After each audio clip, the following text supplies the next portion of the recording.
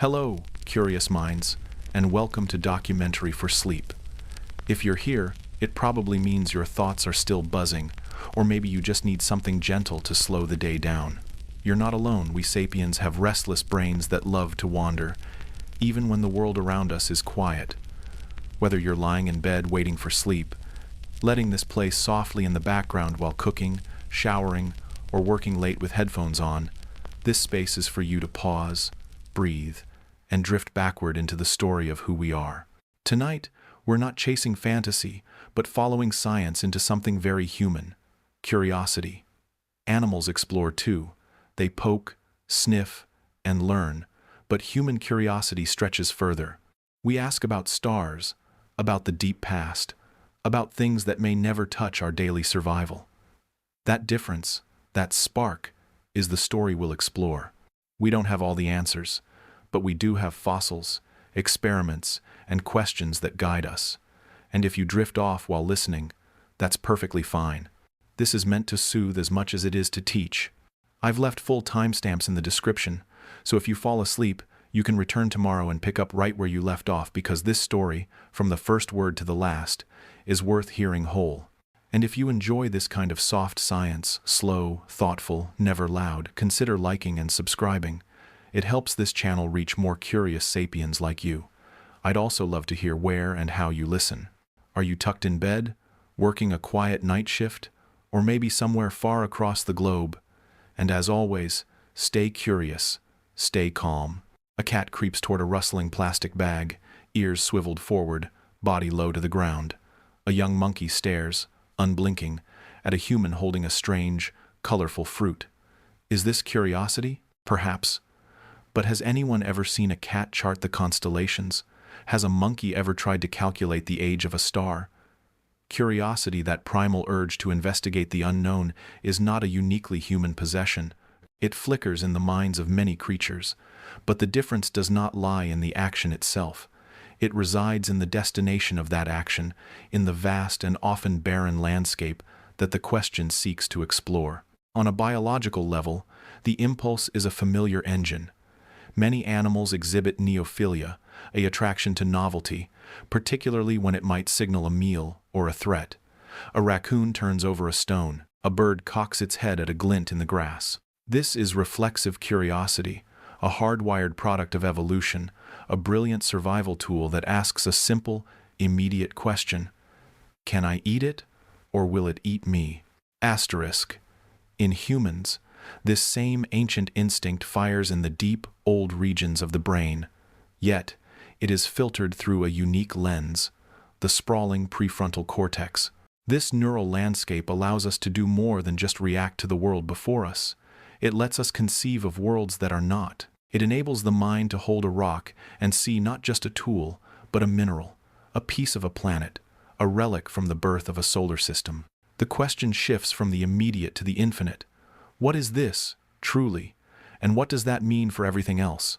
The evidence of this shift is etched not just in our genes, but in the very stone of our history. Our times, Homo sapiens times, ancestors left behind more than just clever tools for hunting and scraping. They left handprints on cave walls, outlines of their bodies pressed against the rock as if to say, "I was here." They painted beasts they revered, scenes they imagined, long before there was any practical utility in such acts. This was curiosity transcending the moment. It was the first tentative step beyond survival and into the realm of meaning. They looked at a fallen comrade and not only felt grief, but wondered, "Where did you go?" Asterisk. They looked at the punctured velvet of the night sky and saw not just points of light, but patterns, stories, a mystery begging to be read. Their curiosity became a form of recording, of questioning the very fabric of their existence. This legacy of inquiry, unshackled from mere survival, defines our modern world. We are the species that builds machines of immense complexity not to feed or shelter ourselves, but to listen for the faintest echo of a black hole collision, a ripple in space-time that our eyes cannot see, our ears cannot hear, and our bodies cannot possibly feel. We spend lifetimes and fortunes chasing particles smaller than a thought, digging into ice cores to read the ancient weather of a planet, and sending silent probes into the interstellar void. Our curiosity often runs directly counter to the survival instinct, leading us into radiation, into the deep sea, into the vacuum of space. And we call this progress. We call it discovery. Perhaps it is simply the purest expression of what we are. So what is it, deep within the tangled circuitry of reward and fear, that makes our particular flavor of curiosity so persistent, so audacious, and so perilously unhinged from the practical? The answer may lie in a whisper of dopamine, a chemical promise that the act of seeking itself is the ultimate reward. But if that is the mechanism, then what is the source of the question? Is this relentless drive to know merely a sophisticated biological reflex for survival? Or is it something else entirely, a faint signal that we are built not just to live in the world, but to somehow understand it? Perhaps the true question is not whether we are the only curious species, but whether we are the only ones haunted by the answers we find. An octopus investigates a glass jar, its tentacles exploring the smooth, transparent surface. A child, barely tall enough to reach the counter, methodically opens every drawer in the kitchen, their contents clattering onto the floor. Both are driven by a fundamental impulse, but only one of them, after a moment of quiet contemplation, might look up and ask, "What if I opened a drawer in a kitchen on another planet?" This is the quiet, yet monumental, difference. One explores its immediate world to survive, the other explores to transcend it. The animal kingdom is filled with explorers. A squirrel scampers through the canopy, its every movement a calculation for finding the next acorn, the next safe branch. Its curiosity is a finely tuned instrument, a biological compass pointing directly toward sustenance and away from danger. It is a perfect, elegant loop of need and fulfillment. But then there is us. We are the species that writes symphonies about heartbreak we have never felt, that spends billions to collide particles in underground tunnels just to see what might happen, that risks life and limb to stand on a windswept peak for no reason other than to say we were there. Our curiosity often bypasses the practical entirely, chasing a reward that has no name in the language of survival. This divergence begins deep within the wet, intricate circuitry of our own minds. We share the same basic neurological machinery for reward. The dopamine system, that ancient and powerful engine, fires when we find a solution, when a pattern clicks into place. For most creatures, this mechanism is lashed tightly to primal needs, the pleasure of a full stomach, the safety of a hidden nest. For us, however, the trigger became unmoored. We get the same chemical spark from understanding a joke, from solving a puzzle, from finally grasping a complex idea. The brain, it seems, learned to reward itself for the act of learning itself. Curiosity became its own form of pleasure, a self-sustaining loop of intellectual delight. The question shifted from, "Will this help me eat?" to the more intoxicating, "What happens if?" We can trace the fingerprints of this unique hunger back to our very origins. Archaeologists, sifting through the remnants of ancient campsites, find stone tools.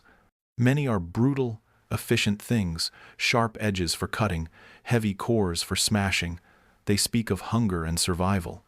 But nestled among them are other objects, a hand axe carved with a symmetry that serves no purpose in butchering a carcass, a piece of bone adorned with intricate, repeating scratches that map nothing in the natural world. These are not tools for the body, they are tools for the mind. They are the residue of a new kind of thought, the sheer, untethered joy of making something well, of asking if a line can be drawn here, and here, and here, just to see the pattern emerge. It was practice for a skill that had no immediate use, the skill of imagination. This ancient, non-utilitarian drive now defines our modern world. We carry in our pockets a portal to the sum of human knowledge, and we use it to watch videos about the life cycle of the star-nosed mole or the history of the Phoenician alphabet. We devote lifetimes to the study of theoretical physics, to peering at the faint light of galaxies that died billions of years ago. We support these endeavors not because they will put food on our tables, but because we collectively decided that the feeling of times, not knowing times, is a subtle but persistent agony. We have built entire civilizations on the foundation of a question that an octopus would never think to ask. So, curiosity reveals itself as something far more complex than a mere survival reflex. It is the engine that pulls us beyond the immediate, beyond the necessary. It is the urge to not only find our place in the world, but to redraw its maps entirely. And the most powerful tool we ever invented to feed this hunger, to share its spoils, and to propel it forward into the future, was not a sharper blade or a stronger shelter. It was language. It was the ability to package a question and hand it to someone else, to build a ladder of inquiry that stretches across generations. But if this drive is so deeply woven into our neurology, a form of intellectual pleasure, then does that make our endless questioning not a noble pursuit of truth, but simply a more sophisticated addiction? A scientist in Geneva weeps, not from sorrow, but from a profound and sudden clarity. The machine before him, a labyrinth of steel and wire built to listen to the whispers of the universe, has heard something new. A gravitational wave, a ripple in the fabric of space-time from a collision unimaginably far away, has finally been recorded. His tears are not for the Nobel Prize that may follow. They are for the quiet, seismic shift within. For the first time, a question that has haunted humanity for a century has found its answer. In that moment, the universe felt less like a silent, indifferent void and more like a conversation partner, offering a single, whispered syllable in return for our relentless asking. This drive to ask, to know, is more than a metaphorical hunger. It is a biological imperative, wired into the very circuits of our brain. We are built not just to seek rewards from food or companionship, but from knowledge itself. When we finally grasp a complex idea, when the scattered pieces of a puzzle click into a coherent whole, our brain doesn't just note the achievement, it celebrates it. A cascade of dopamine, the very same neurotransmitter that flags a successful hunt or a sweet fruit, floods our neural pathways. This chemical reward system, centered deep within the brain in regions like the nucleus accumbens, fires with startling intensity when we solve a riddle, recognize a hidden pattern, or experience that sudden, electric aha moment. The thrill of insight is a natural, self-administered drug, and curiosity is its most potent delivery system. We can trace this ancient addiction to knowledge back to our earliest ancestors, etched into the walls of dark caves. Amidst the stunning depictions of bison and deer are sequences of dots and lines. They are not random scratches. They are careful, repeated observations, the phases of the moon, the wandering path of Jupiter against the fixed stars. This was not mere art. It was data collection. It was analysis, memory, and communication, a primal form of science carved in stone. The first astronomers were likely hunters, their survival tied to the rhythms of migration and season, who became, in a very real sense, addicted to pattern recognition. Their reward was not just a full stomach, but a satisfied mind that had successfully mapped order onto a chaotic world. This inherited craving now defines our modern existence. We binge-watch documentaries that unravel the mysteries of the deep sea. We lose ourselves in puzzle games that demand logical precision. We devour podcasts that dissect history or explain quantum mechanics. We do none of this for immediate survival. We do it to feed an insatiable hunger, to trigger that same dopamine release that our ancestors felt when they predicted the next rainfall or located a herd by reading the landscape. In the human brain, learning is not a chore. It is a form of high-order entertainment, the most sophisticated game we know how to play. So, if the pursuit of knowledge is its own potent reward, a neurological addiction baked into our species, what was the catalyst that transformed this private craving into a collective fire? What mechanism could possibly amplify a solitary spark into a civilization-shaping blaze? The answer seems to lie not in a new brain region, but in a new tool, the ability to transform a raw, internal curiosity into a shared, external narrative. The ability to ask not just, "What is that?" but to turn the answer into a story that begins, "Let me tell you what I saw." What if our greatest invention was simply a way to feed each other's addictions? A 3-year-old child asks, "Why is the sky blue?" You offer a simplified answer about light and air. The child considers this for a moment, then looks back up and asks, "Why?" Again, and then again, 10 more times, a relentless cascade of why that eventually circles back to a fundamental, unanswerable plateau.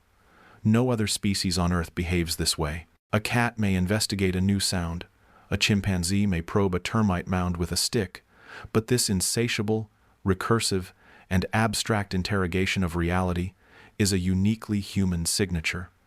The reason for this relentless thirst is not found in some abstract realm of spirit or will. It is housed within the bony confines of our own skulls.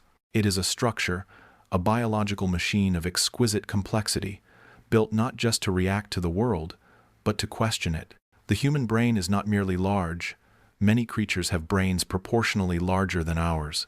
Its magic lies in its unique architecture, a wiring diagram evolved to not only store information, but to actively seek out what is missing. It is a system designed to run simulations of reality, and when the simulation lacks data, an alarm bell rings. We call that alarm bell curiosity.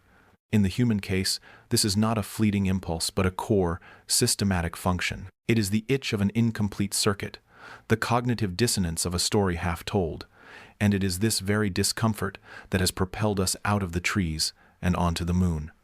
This engine of inquiry has a biological address. Nestled behind our foreheads, the prefrontal cortex acts as the central conductor for this internal symphony. It is the seat of future planning, of imagination, of complex decision-making. In humans, this region is disproportionately vast and intricately connected. It works in concert with the hippocampus, the seahorse-shaped curator of memory, and the parietal lobe, the cartographer that maps our spatial reality. Together, this network forms a powerful reality simulator. It allows us to run scenarios. What if I hunt the antelope in the dry riverbed instead of the grassland? What if I mix this clay with that rock and heat it in the fire? This mental modeling is our greatest survival tool. But when the model is incomplete, when the simulation lacks a crucial variable, when the story has a plot hole, the system flags the error. A sense of uncertainty, a cognitive gap, is created. And just as the body hungers for food to fill an empty stomach, the brain hungers for information to fill this void. Is it possible that our greatest intellectual achievements are merely the byproduct of a biological system seeking to resolve its own internal errors? We can see the early flickers of this cognitive fire in the deep history of our species. Our ancestors did not just live in their immediate present. They constantly reached into the invisible realms of the past and the future. When a hunter examined tracks on the ground, his brain was not just seeing impressions in mud. It was reconstructing the animal that made them its size, its speed, its direction, an animal that was no longer there. This act required a brain capable of thinking about things not present to the senses. Later, they gathered in caves and painted stunningly accurate portraits of prey animals on the walls, not as mere decoration, but as a form of symbolic capture, an attempt to understand and perhaps exert control over the world outside. They began to bury their dead with tools, ornaments, and food, a profound testament to a brain that could imagine a world beyond the visible, a journey that might continue after the heart had stopped. In each of these acts, the tracking, the painting, the burial curiosity was the tool. It was no longer just about reacting to an immediate threat or opportunity. It was about actively envisioning what times could be, what times had been, and what times might lie beyond.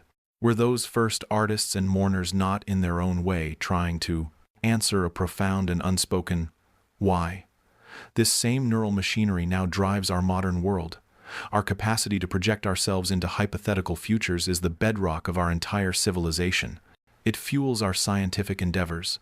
As we build particle colliders to peer into the first moments of the universe, a time and place we can never directly experience. It torments our political and ethical debates as we wrestle with questions of justice and morality, trying to simulate the outcomes of laws and actions on a societal scale. We turn this inquisitive gaze inward, obsessively questioning our own purpose, our happiness, our very consciousness. The modern human mind is a perpetual motion machine of inquiry, relentlessly constructing and deconstructing models of everything it encounters. It cannot abide an empty space in its understanding, a blank spot on the map, a gap in a theory, an unresolved narrative.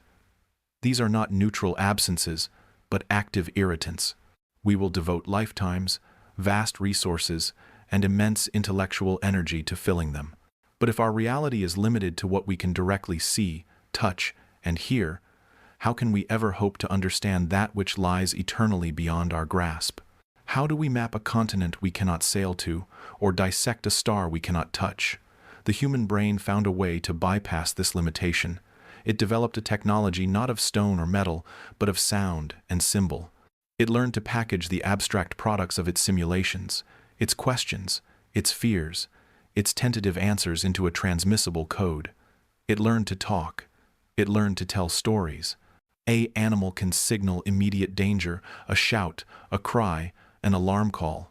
But only a human can sit by a fire and say, "What if the winter comes earlier next year?" Or, "What if the spirit of that animal is angry we hunted it?" Or, "What if we could build a boat that carries us to the other side of the horizon?" Language became the bridge over the abyss of the teeming unknown.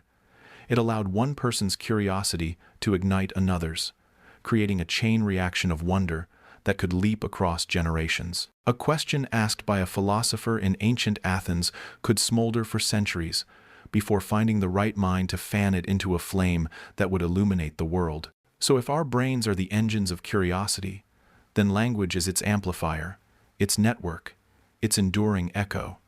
But what happens when this tool, designed to explore reality, begins to create its own? Imagine this: a small band of early humans, huddled in the deepening chill of dusk. The air is alive with the crackle of a fire, its light dancing across their faces, painting shadows that flicker and writhe like living things. One among them, a storyteller, leans forward. His voice is low, a rhythmic hum against the night's silence. He speaks not of the day's hunt, not of the familiar mammoth or the treacherous cave bear. Instead, he describes a creature, a beast none of them have ever seen, its form pieced together from tracks found near the river, from a strange call echoing from a distant canyon. He speaks of its possible habits, its imagined strength, a story of what might be encountered when the seasons turn. And around the fire, no one scoffs. No one dismisses it as fantasy. They listen, their minds, sparked by his words, journey beyond the circle of light, into the dark unknown. They see the beast. They fear it. They learn from a danger that does not yet exist. This is the moment. This is the birth of a new kind of power. Not the power of the club, but the power of the story. Language did not just allow them to describe their world. It allowed them to build a new one, together, from nothing but sound and shared imagination. Language, in its most profound sense, is far more than a tool for coordinating a hunt or signaling danger. It is something far more potent, a curiosity amplification engine. With it, we do not merely communicate about what times is, we collaboratively sketch the outlines of what times could be. We paint pictures of the unseen, the distant, and the yet to be encountered.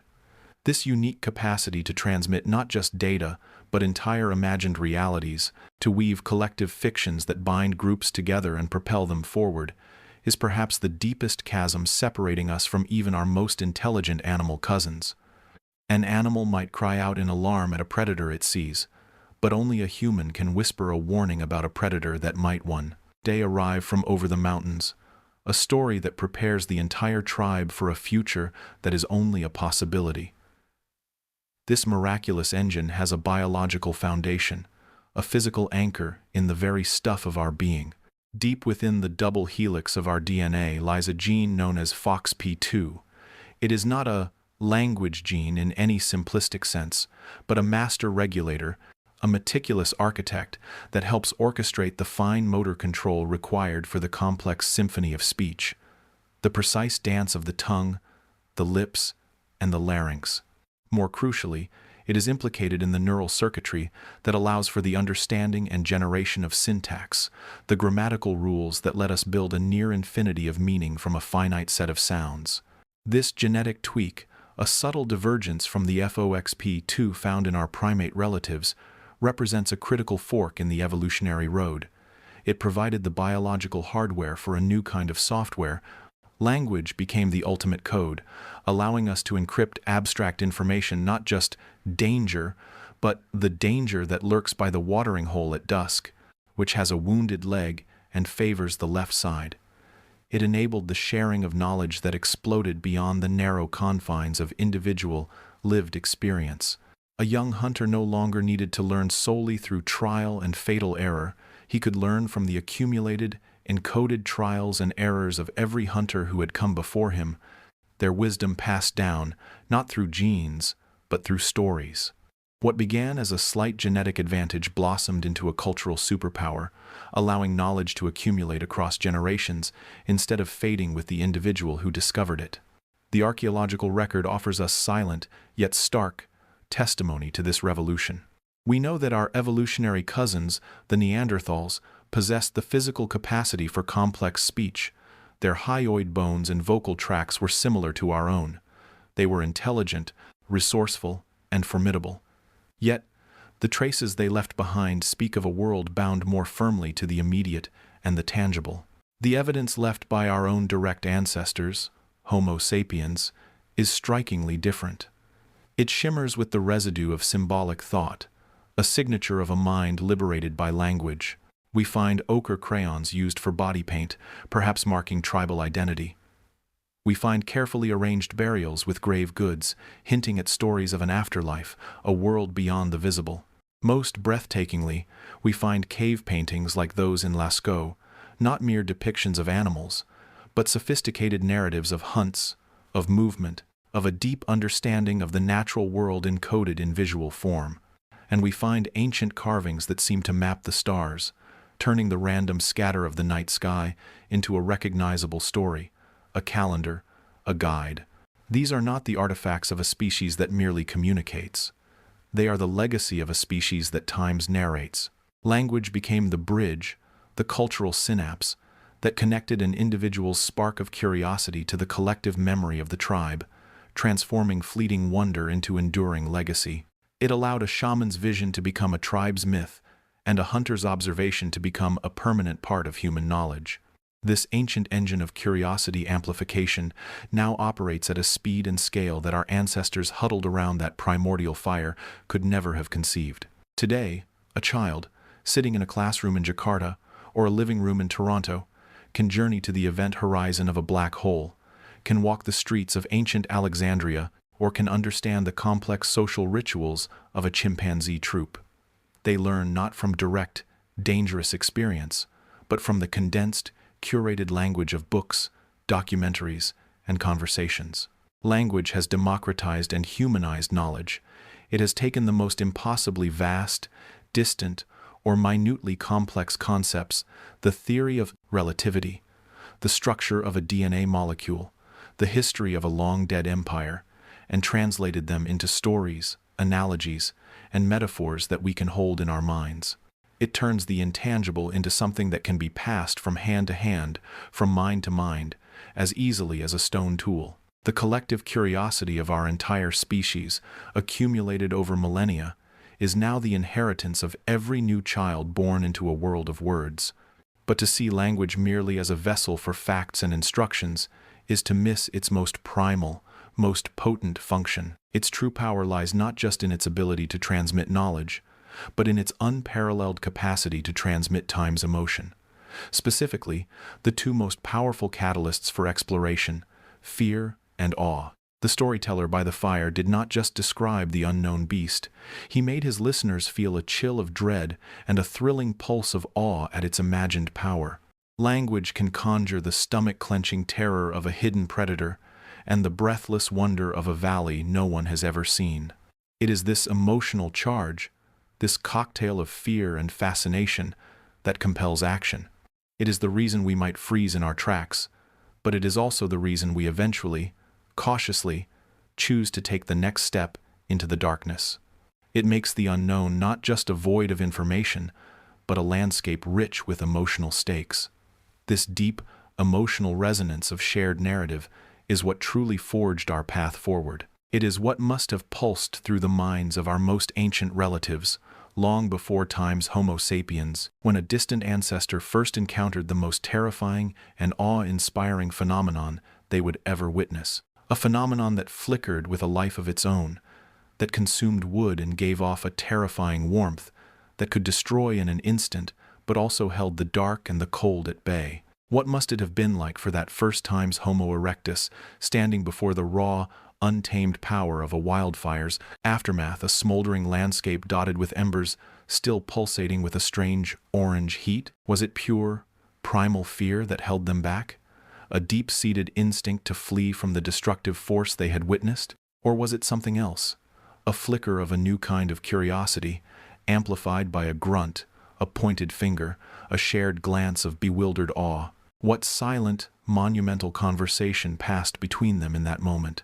A debate written in the language of hesitant gestures and anxious expressions that ultimately tipped the balance from fear toward investigation? What made them, against every instinct for self-preservation, decide to reach not for a rock to throw, but for a branch to carefully, tentatively, extend toward the glowing cinders, and in doing so, reach for the very future of humanity?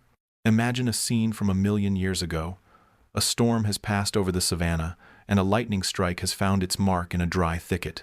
Flames, a new and terrifying sun born on the earth, leap and dance, consuming the grass and twisting the branches into black, skeletal shapes.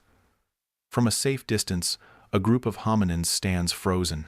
Their instinct screams at them to flee from this crackling, consuming beast. Their muscles are taut, ready for flight. But they do not run. They are held there, not just by fear, but by a deeper, more compelling force, a raw, primal curiosity. They watch the orange tongues devour the world they know, and in its destructive wake, they sense something else, a strange, terrifying promise. Fire was a tool waiting to be claimed. But long before it could ever be a tool, it was a profound mystery, a force of creation and annihilation contained within a single, flickering moment. For our ancestors to cross that threshold, to move from awe to application, they had to make a conscious choice that defied their most basic programming. They had to choose to stay, to linger at the edge of annihilation, rather than run. This was not a simple survival reflex. It was the birth of a new kind of courage, one fueled by a thirst to understand the unknown. It was the first ember of science flickering in the mind. This pivotal moment was made possible by a biological inheritance millions of years in the making. The ability to stand upright, to walk on two legs, had granted our ancestors a crucial advantage: perspective. They could observe this terrifying phenomenon from a distance, reducing the immediate danger and buying their expanding brains a precious time to analyze, to connect, to wonder. Their minds, growing in complexity and neural density, were beginning to perform a new kind of magic. They were starting to weave together chains of cause and effect. They saw the lightning strike. They saw the fire erupt. They felt its terrifying heat from afar. And later, perhaps drawn by the scent of char, they would have encountered the aftermath, the comforting, residual warmth from the ashes and the carcasses of animals caught in the blaze, their flesh transformed by the heat into something easier to chew, richer in energy. The brain began to learn not just from immediate stimulus and response, but from narrative. It began to see the story written in the embers. If lightning creates fire, and fire creates warmth and cooked food, then what if? The synapse of curiosity had fired. The archaeological record offers us a ghost of this story. A whisper from the ashes. At a site called Gesher Beno Yaakov in Israel, dating back roughly 780,000 years, we find evidence of a profound shift. Here, nestled in the soil, are not just the scattered bones of animals or the crude stone tools of Homo erectus. Here, we find these artifacts deliberately clustered around ancient hearths. Concentrations of burned flint, baked seeds, and charcoal paint a picture not of a random wildfire, but of controlled, contained fire. This was no accidental encounter. This was a kitchen. This was a workshop. This was a living room. The message is stunning in its implication. These beings were not just using fire. They were gathering around it. They were thinking and planning around its light and heat. They were, in the most fundamental sense, building a culture upon its flames. The hearth became the first true center of human community, a tiny island of light and safety in a vast, dark, and dangerous world. And in a way, have we ever truly left that circle? The form of the flame has changed, but the pull remains the same. Today, we still gather around our sources of light and warmth, the flickering campfire on a camping trip, the glowing screen of a television in a dark living room, the shared spotlight on a stage. We still use these focal points to tell stories, to share knowledge, to ask the big questions that define us. Fire became more than a physical tool. It morphed into our first and most powerful symbol. It became the eternal flame of knowledge, the Promethean spark that burns away the darkness of ignorance. It represents the terrifying, beautiful responsibility of understanding a force that can nourish and protect, but one that, if mishandled, can consume everything in its path. We tamed the flame, but did we ever truly tame the primal, transformative power it represents? But the possession of fire was not an end. It was a catalyst. It provided safety, nutrition, and a social center.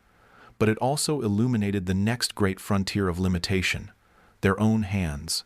Gazing into the dancing flames, their minds now buzzing with new connections and possibilities, they must have looked down at their own empty hands. They had the curiosity, the spark of an idea. But to shape the world, to build upon this newfound power, they needed an instrument. The fire had shown them what was possible. Now, they needed a tool to make the possible real. The next great leap would not be found in a distant, terrifying force of nature, but much closer. It was waiting at the tips of their fingers, in the subtle, complex anatomy of the human hand. What could a curious mind truly build once it had a tool it could not only hold, but one it could itself create? A single stone, split by chance or by intent, lies in the dust. One half is blunt, heavy, useless. The other bears a fracture line, a ridge of shocking sharpness. Did the ancestor who picked it up see only a broken rock, or did they see a possibility? The answer to that quiet question, asked with hands and eyes rather than words, decided the entire history of our species. This was the primordial moment of making, the first spark of a relationship that would redefine the world. It was not the invention of the tool itself, but the dawning of a new kind of curiosity, a tactile, physical wondering that asked, what if I strike it just so? Tools do not invent themselves. For a rock to become a knife, a shard of bone, an awl, or a branch, a lever, it requires more than mere need. It demands a discerning eye that can see the potential weapon hidden within the mundane object, a hand skilled enough to coax that potential into being, and, most crucially, a mind restless enough to conduct the experiment. It is the curiosity that whispers, what happens if I apply more pressure here? Or, could this edge be made sharper? This is not abstract thought. It is thought made physical, a dialogue between the brain and the world conducted through the fingertips. The biological stage for this revolution was set by a subtle, yet monumental evolutionary shift. The opposable thumb. This was not a sudden event, but a slow, grinding adaptation that allowed for a power grip and, more importantly, a precision grip. The hand could now cradle an egg without breaking it, or wield a hammerstone with devastating force. But the hand was merely the instrument. The true change was occurring inside the skull. Neural pathways connecting the visual cortex to the motor cortex began to blaze with new traffic. The brain was learning not just to see a rock, but to see the future times rock within it, to hold a mental image of the desired sharp flake before a single blow was struck. This was the birth of foresight, a cognitive leap where curiosity became predictive. The hand did the work, but the mind's eye provided the blueprint. We can trace the maturation of this curious relationship in the silent archives of the earth, in the stratified layers of ancient soil. The earliest tools, the Oldowan choppers, are crude to our eyes. They are simple river cobbles with a few flakes knocked off to create a jagged edge. They speak of a basic need: to cut, to smash, to break. But then, over millennia, the record changes. The Acheulean hand axe appears. Unlike the opportunistic Oldowan tools, these are works of intention. They are bifacial, worked on both sides into a teardrop or oval shape that is often remarkably symmetrical and balanced. They are not merely functional, they are refined. This refinement is the fossilized evidence of a new cognitive layer. The maker of an Acheulean hand axe was not just solving an immediate problem. They were holding the stone, turning it over and over, evaluating its form, and imagining a more perfect version of it within the raw material. They were asking a more complex question. How can I make this not just work, but work times better? This is technical curiosity, the drive to iterate, to improve, to achieve a form that satisfies not only the stomach, but also the mind's emerging sense of order and elegance. The tool became a project, and the act of making became a domain for learning and mastery. Was this the first inkling of an aesthetic sense, a pleasure found in a clean line and a symmetrical form, buried deep within the practical? This same thread of tangible curiosity, this desire to shape the world with our hands, stretches unbroken from those flint knappers to the engineers of today. Our modern world is built upon it. The smartphone you might hold is the direct descendant of that Acheulean hand axe, an object of stunning complexity and refined design, born from countless iterations of the same question. Can we make it better, faster, sleeker? Our particle colliders, which smash not rocks but atoms, are the ultimate expression of this impulse. They are monumental tools, built to satisfy a curiosity so profound it seeks to unravel the very fabric of reality. Yet they all began with that same simple physical urge, the desire to take a raw material and impose upon it a new function, to extend the reach and power of the human body. We are still asking, with infinitely more sophisticated language, what that first ancestor asked: what can my hand create that is greater than itself? Yet, for all its power, this craft was ultimately a solitary pursuit. The skill resided in the individual's hands, the knowledge in their mind. The curious act of making remained a personal dialogue with stone and bone. This leads us to a threshold, a moment where curiosity must break free from the confines of a single skull and pair of hands to become something shared, something collective. If the first tool was an extension of the body, what invention could possibly serve as an extension of the mind? The answer, it turns out, was not to be found in a better kind of stone, but waiting in the darkness of a cave, where the flickering firelight would soon cast more than just shadows upon a wall. It would cast dreams.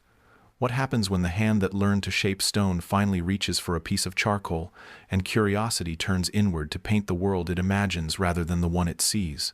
17,000 years ago, a person stepped into a dark cave, lit a torch, and began to draw. Not a map, not a sign, but a horse, in motion, so alive it seems to breathe in the flickering light. The air was cold and damp, the silence broken only by the crackle of the flame and the soft scratch of pigment on rock. This was not an act of survival, not a notation for hunting. This was something else entirely. Why here? Why this?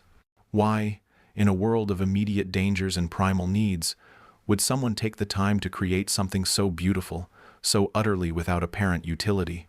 The answer might lie not in what was drawn, but in the very act of drawing itself, a profound leap of the human mind, a moment when simple curiosity transformed into something we now call art. Lascaux is not a home. Archaeologists have found no tools discarded by the entrance, no hearths for cooking, no piles of butchered bones. The floor is clean, save for the traces of those who walked through to paint. This absence speaks volumes. It tells us that humans did not come to this underground chamber to live, to eat, or to sleep. They came for a different purpose. They came to see, to remember, and to feel.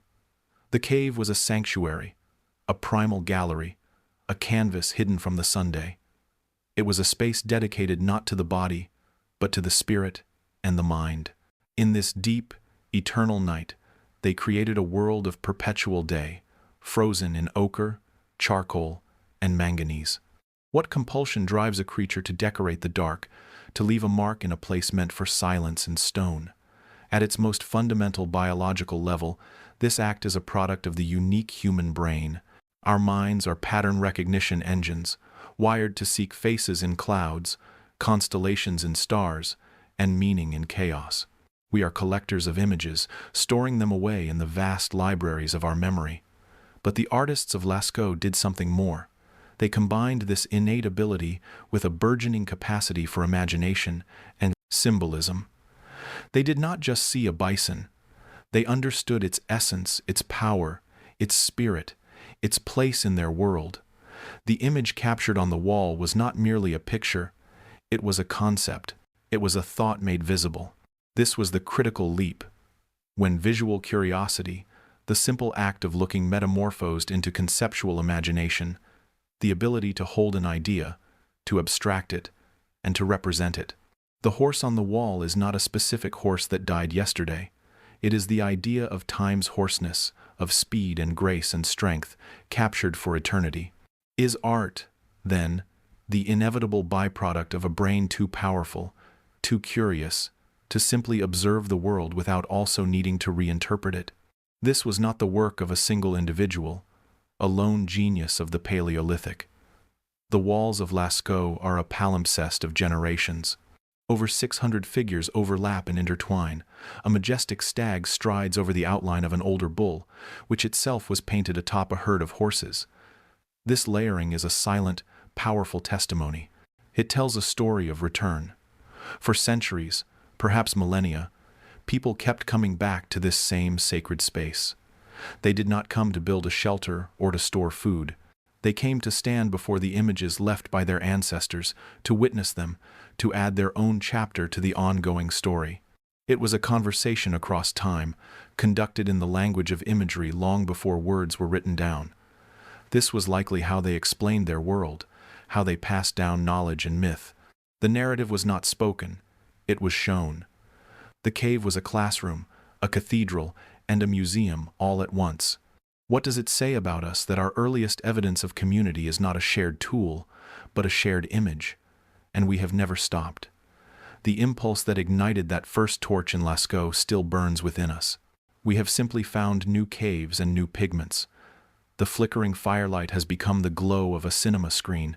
The arrow rock wall has become the pages of a graphic novel or the curated feed of a photo-sharing app.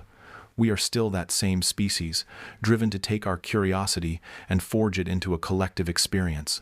A blockbuster film is a multi-million-dollar manifestation of that same desire. To gather in the dark and share a story, to feel awe and fear and joy together. Art, in all its forms, remains our most sophisticated method of emotional note-taking, a way of encoding a feeling, a question, or a memory into a form that can transcend the individual and outlast the century.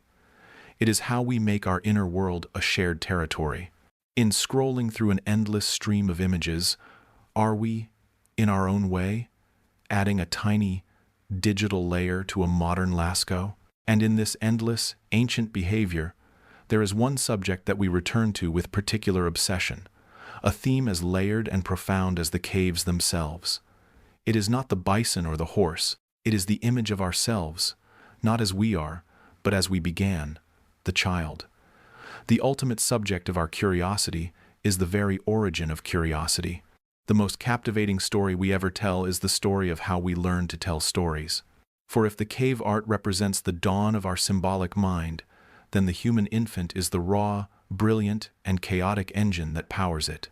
No other species dedicates such a vast portion of its early life purely to the acts of observation, experimentation, and glorious, repetitive failure. While a newborn foal struggles to its feet within hours, a human child will spend years just learning to navigate a single room. Is this prolonged helplessness the very price we pay for genius? Is the child's relentless, consuming curiosity the necessary fuel for the art that will one day adorn its walls? A human infant, not yet steady on its hands and knees, will make a deliberate, wobbly beeline for the most forbidden object in the room. The electrical outlet, the dangling curtain cord, the sharp corner of a table. They will, with a look of pure, undiluted intent, put a toy in their mouth not to soothe teething gums, but to understand its texture, its taste, its very essence. They will, given the chance, lick the floor. No one teaches them this peculiar, perilous curriculum. There is no instruction manual for this kind of exploration. So why? Why this innate, almost compulsive drive to investigate the world in the most seemingly nonsensical and dangerous ways? Consider the pace of other newborns. A fawn struggles to its feet within hours of birth, its wobbly legs a race against time and predators. A young monkey clutches its mother's fur, learning the complex geography of the forest canopy in a matter of weeks. Their survival is a swift, pre-programmed dance. But a human child? We are granted years of utter dependency, a decade or more of careful tending. This is not an evolutionary flaw, it is a profound strategy. We are not born to survive quickly, but to learn deeply. Our infancy is not a vulnerable waiting period. It is an intensive, full-time apprenticeship in being human. We enter the world not as finished products, but as the most brilliant, curious, and vulnerable explorers. This exploration is fueled by a biological engine of staggering cost and even more staggering potential. The brain of a human infant, soft and still being sculpted, is an energy glutton. It consumes a quarter of the body's total resources, a higher percentage than in any other species. This is not for nothing. This immense metabolic investment powers a period of explosive neural programming. Billions of synapses are firing, connecting, and pruning in a furious dance choreographed by experience. And the lead choreographer is not logic or fear, but a raw, unbounded curiosity. Every reach for a shiny object, every dropped spoon, every intense stare at a shifting shadow is a data point. It is the brain's way of asking a million questions of its environment, writing the foundational code of reality through pure sensory inquiry.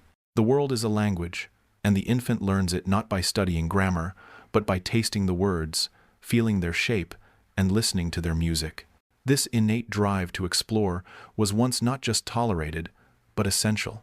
In our deep past, in the small bands of hunter-gatherers that shaped our psychology, a child's curiosity was not a hazard to be managed. It was a feature to be cultivated. Their world was not a sanitized playground of plastic and padded corners, but a rich, immediate, and consequential environment. They would handle tools, smell the earth, observe the behaviors of animals and plants, and listen to the complex social rhythms of the adult world. Their tinkering and probing were the first steps toward mastery.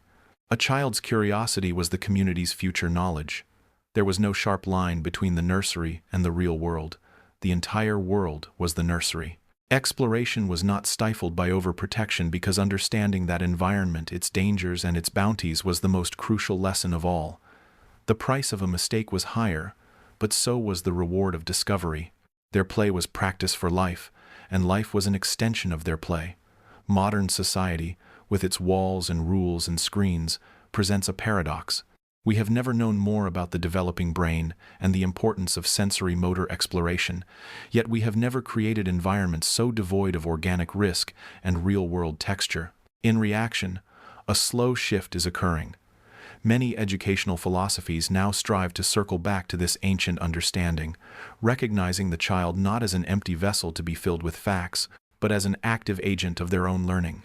The Montessori child touches rough and smooth surfaces, learning geometry with tangible shapes. The forest school child climbs trees and gets mud on their hands, learning physics and biology through gravity and grime. They learn by doing, by failing, by asking why, until the answers become their own. We are beginning to remember that a child does not learn about the world the way an adult does. They literally construct their understanding of the world, brick by sensory brick, through their own investigations. They are not downloading a map. They are drawing it from scratch with the crayon of experience. Yet, for all its serious neurological purpose, the primary expression of this exploratory genius is something that rarely wears the stern face of work. It is play. The child who builds a fort from cushions is not just building a fort. They are an architect testing principles of structural stability and enclosure. The child who pretends a stick is a sword is a storyteller exploring narratives of power, conflict, and protection.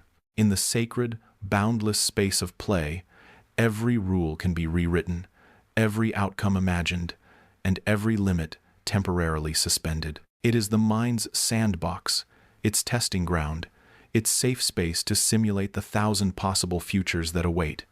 It is here, in the seemingly frivolous, that the most profound learning occurs, not through direct instruction, but through the joyful, iterative process of experimentation. The floor is licked not just to know the floor, but to begin the greatest experiment of all, the construction of a self. And if this relentless, playful exploration is the very mechanism that built our intelligence, then what does it mean that we so often outgrow it, trading the endless question for the settled answer? A young monkey swings from a vine, its grip failing, and it tumbles into the river below. It scrambles out, shakes off the water, and immediately climbs back up to try again. A toddler in a high chair deliberately drops a spoon. It clatters on the floor. A parent picks it up, returns it, and the child, with a look of intense concentration, does it again and again. 7 times. Is this play? Or is it an experiment? These acts seem purposeless, a frivolous expenditure of precious energy in a world that demands efficiency. There is no immediate reward, no food gathered, no threat eliminated. The monkey is not crossing the river, the child is not eating the spoon. So why does nature, that ruthless economist, design such a costly behavior? It is a paradox written into the very DNA of curiosity. Play is the original research and development department of the mind, a laboratory where the rules of reality are not just learned, but actively tested and rewritten. Within the intricate architecture of the brain, particularly in humans and our primate cousins, this laboratory has a specific location. When an animal is at play, the prefrontal cortex lights up with activity. This is the region associated with complex decision-making, social behavior, and, crucially, forecasting future outcomes. Here, in this neural command center, play is not a distraction from serious work. It is the most serious work of all.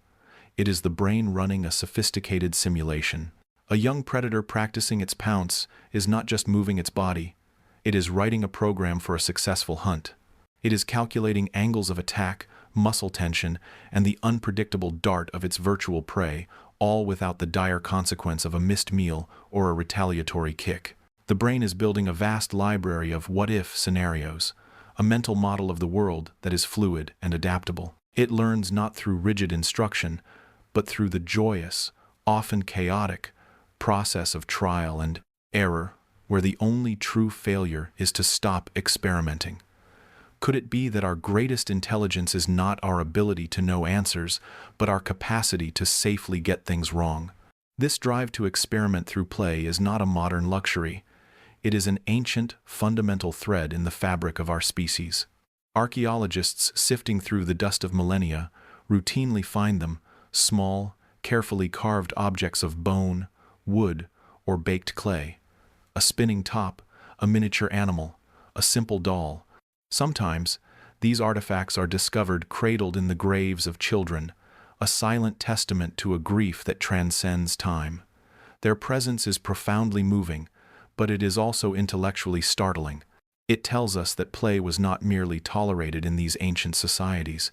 It was valued, invested in, and understood as a crucial part of childhood.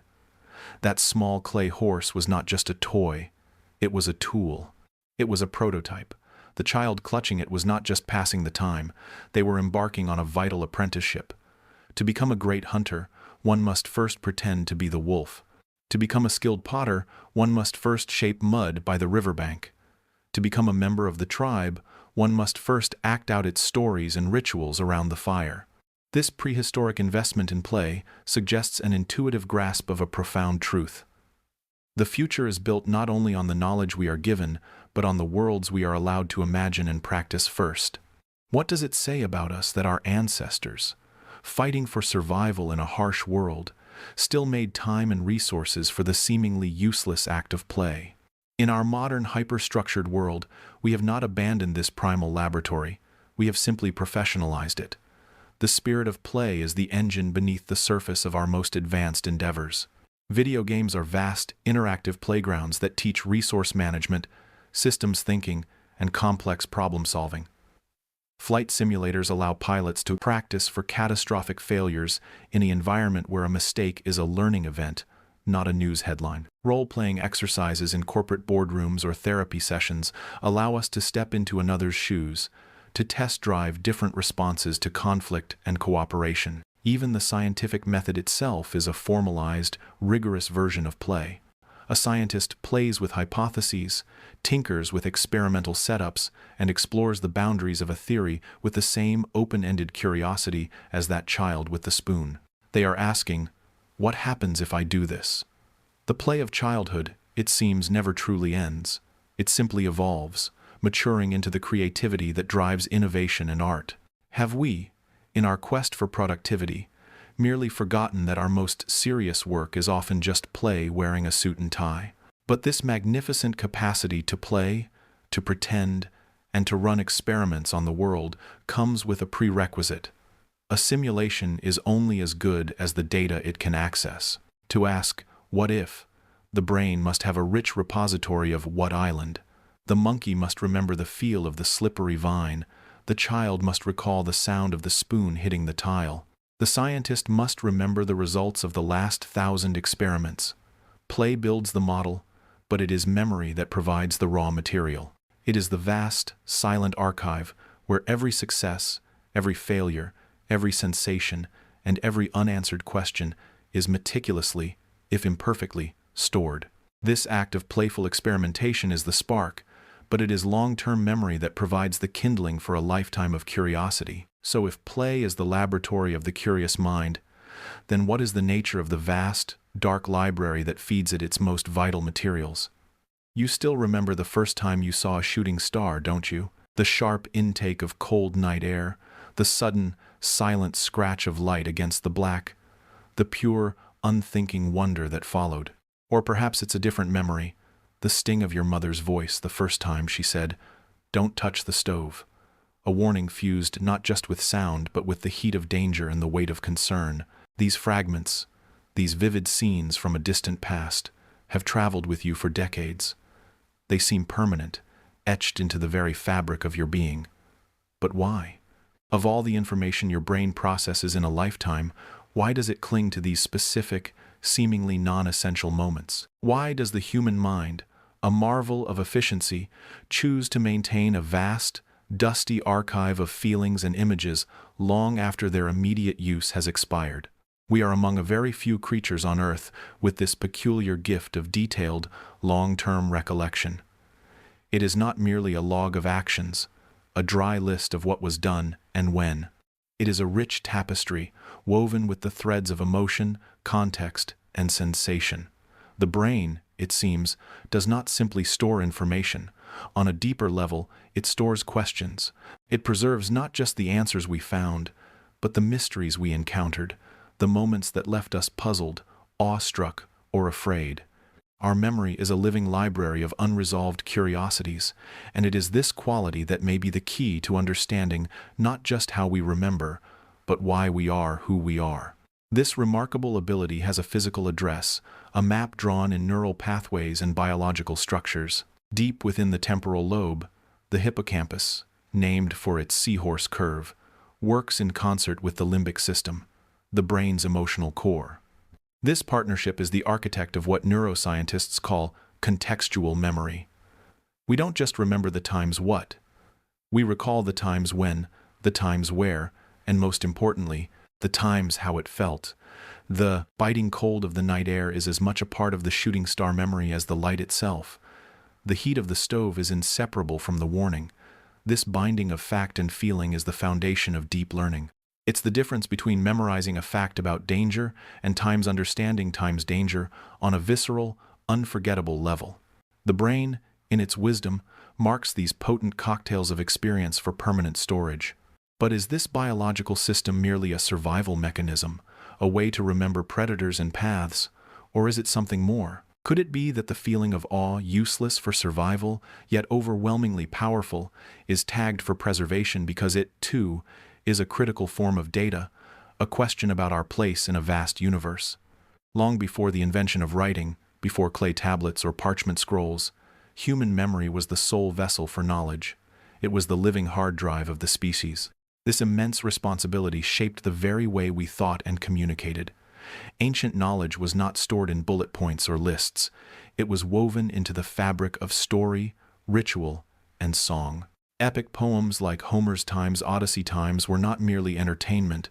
They were vast, rhythmic databases encoding history, navigation tips, social customs, and moral codes. Tribal elders did not recite dry facts. They passed down stories, myths, and legends filled with heroes, monsters, and gods. These narratives were sticky, they were memorable, but embedded within these stories were the great, unresolved questions of the age. Why does the sun rise and set? What causes thunder? What is the meaning of a dream? The rituals surrounding burial, the songs for the harvest, the tales of creation, they were all ways of holding on to the questions for which there were no clear answers. The memory was the clay that held the imprint of the question, preserving it for future generations to ponder.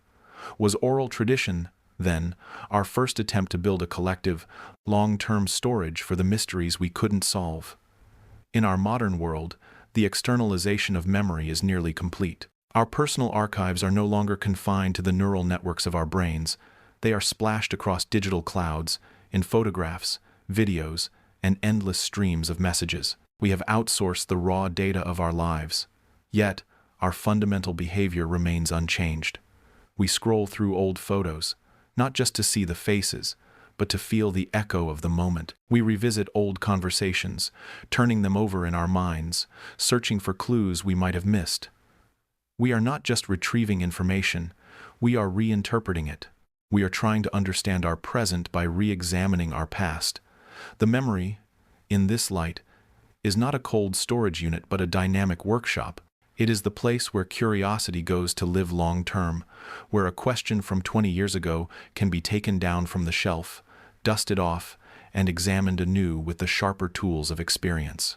In an age of instant answers, does this internal, ponderous archive of unresolved moments become even more sacred, the last bastion of true, personal mystery? And so, we arrive at the oldest, most persistent question humanity has ever stored in its collective memory. It is a question that has traveled with us from the first flickers of consciousness, passed down through every story, every ritual, every silent gaze at the stars.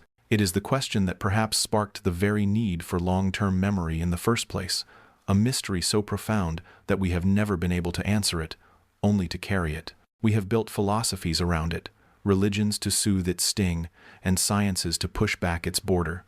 We have preserved it in our deepest fears and our greatest art. It is the ultimate unresolved curiosity, the final entry in our mental archive that we revisit again and again, forever hoping for a new interpretation, a new clue, a deeper understanding.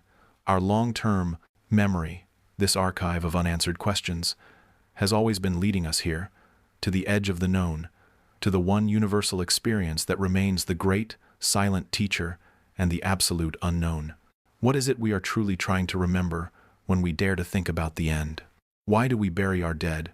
Why do we weep? And why, after a lifetime spent navigating a sea of smaller whys, does the single greatest question remain: what happens to us after we die? It is a question that arrives not with a shout, but with a quiet, persistent hum in the background of our existence, a fundamental frequency of being human that resonates through every culture, every epoch, every beating heart that knows its rhythm is temporary. Death is far more than a biological full stop. It is a psychological gateway, an unmarked door that swings open into the vast, shadowed halls of philosophy, religion, and, perhaps most surprisingly, science itself. Our curiosity about this final frontier is not a morbid diversion. It is the very origin point of a 1,000-year pursuit of knowledge. To be human is to stand at the edge of that darkness, not just in fear, but with a burning, insatiable need to understand the contours of the abyss. This quest begins not in the abstract, but deep within the primal wiring of our own bodies. We are rational creatures, armed with the logic to dissect the world into its component parts. We can describe death clinically: the cessation of neural activity, the stilling of the heart, the slow, inevitable surrender of the body to entropy. Yet, our nervous system, that ancient and complex network, refuses to accept this as a mere physical event. It reacts to death as a profound anomaly, a glitch in the system of reality that demands an explanation. We are not like the grazing antelope that steps over the bones of its kin without a pause. We are the animal that stops, that stares, that feels a cold void open up where once there was warmth and presence. This dissonance between the biological fact and the psychological earthquake is the first spark. It is the raw, emotional fuel for a journey that would eventually lead us to build cathedrals and particle accelerators. Our genes may be programmed for survival, but our minds are programmed to rebel against the finality of that program's end. Is our deep-seated refusal to see death as purely natural the very thing that makes us human? This rebellion leaves its mark not in soft tissue, but in stone and soil. Long before written language, our ancestors were grappling with the great mystery. The Neanderthals, our thick-browed cousins, carefully placed their dead in shallow graves, alongside tools, flowers, and tokens, a silent testament to a question they could not voice but deeply felt. What were they trying to say to the silence? Were these objects a provision for a journey, a final gesture of love, or the first tentative argument against oblivion? This ancient impulse blossomed into the breathtaking complexity of Egyptian pyramids, monumental machines designed to ferry a soul through the perilous journey to the afterlife. The weight of those stones is a measure of the weight of their question. Every ritual we have ever invented, from the simplest funeral dirge to the most elaborate Day of the Dead celebration, serves a function far beyond the practical. It is a bulwark against the unknown, a shared story we tell ourselves in the face of the one story that has no ending. These traditions are the echoes of that first, unanswerable why reverberating down through the centuries. If we could ask those ancient mourners why they gathered, would their answer be so different from our own? In our modern world, with its gleaming technology and scientific triumphs, the question has not been answered. It has simply been reframed. Our curiosity about death now fuels entire industries and disciplines. Medicine wages its daily war on the inevitable, each breakthrough extending life, but only deepening the mystery of its ultimate limit. Religion offers maps of the hereafter, while literature and art explore the infinite shades of its emotional landscape. Even our forays into space science are, on some level, a response to mortality, a desire to ensure that something of us, if not our individual selves, then our species, or our knowledge, might persist beyond the lifespan of our planet. Death is the silent collaborator in our greatest works of love and creativity. It is the urgency behind the words we write, the depth behind the connections we forge, the shadow that gives the light its meaning.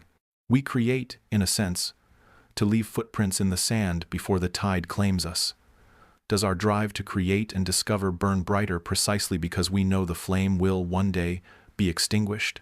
And so, we find that our obsession with this final ending is, paradoxically, what propels us toward new beginnings.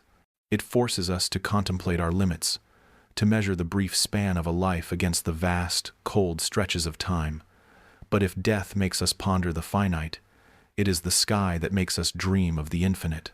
Our curiosity, sharpened on the stone of mortality, inevitably turns upward. We bury our dead in the earth, but we send our questions soaring into the heavens. The same restless mind that seeks to pierce the veil of death cannot help but look at the star-dusted blackness and wonder what lies beyond.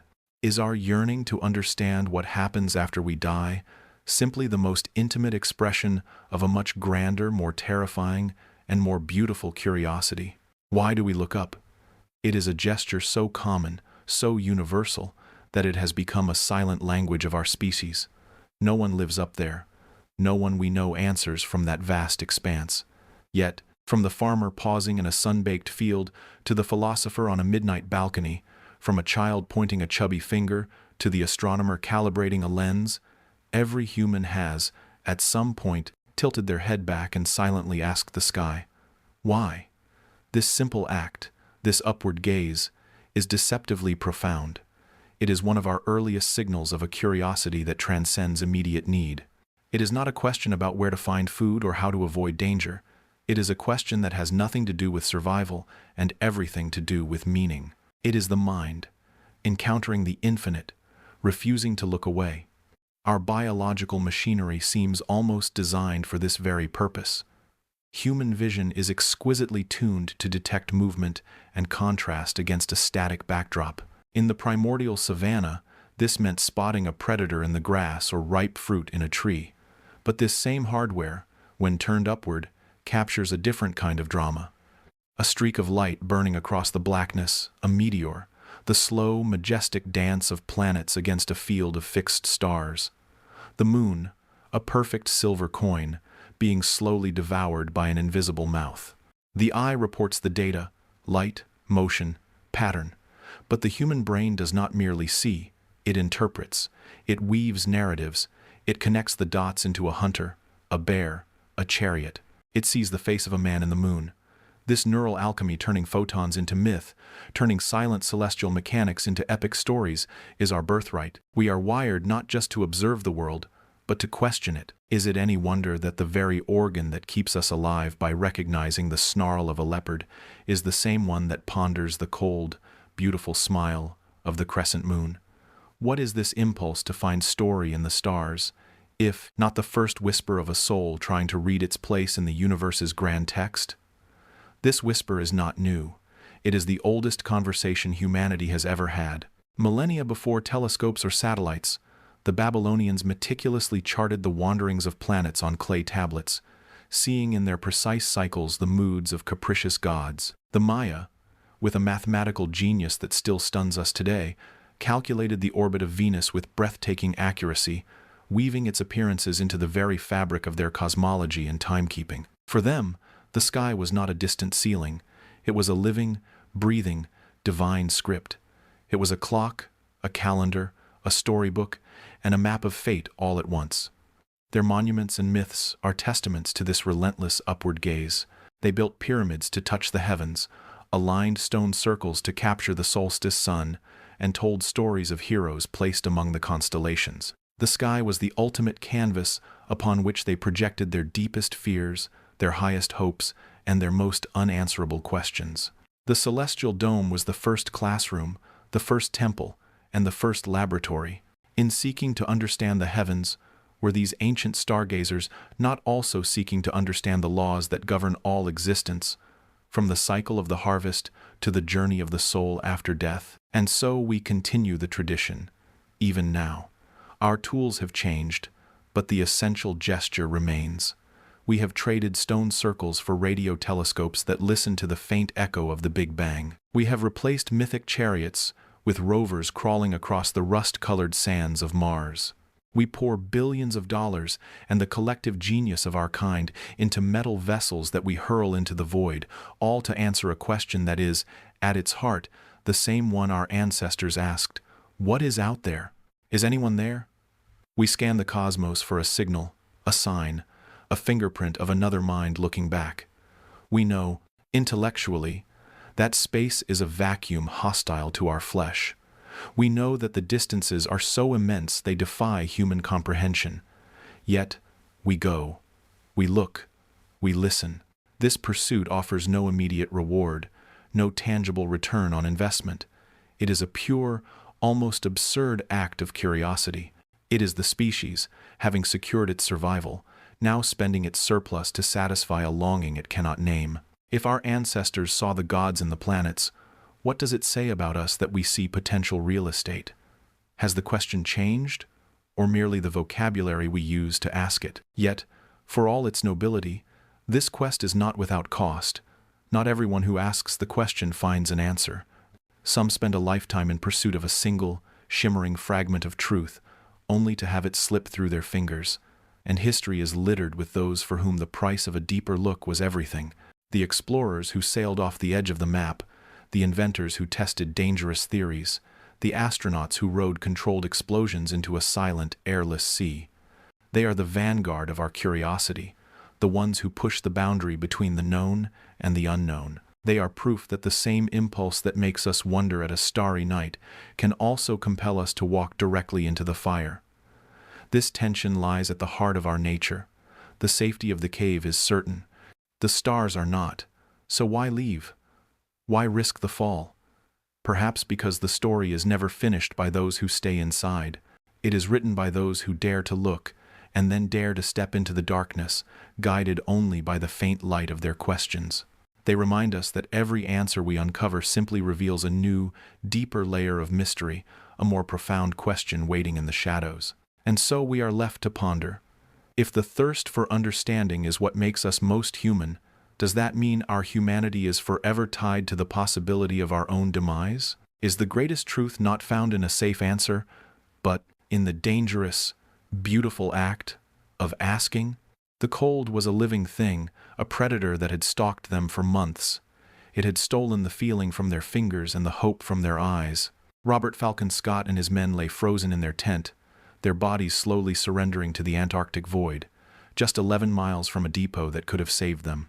They had reached the South Pole only to find the Norwegian flag already planted, a testament to their failure. Their return journey was a funeral march.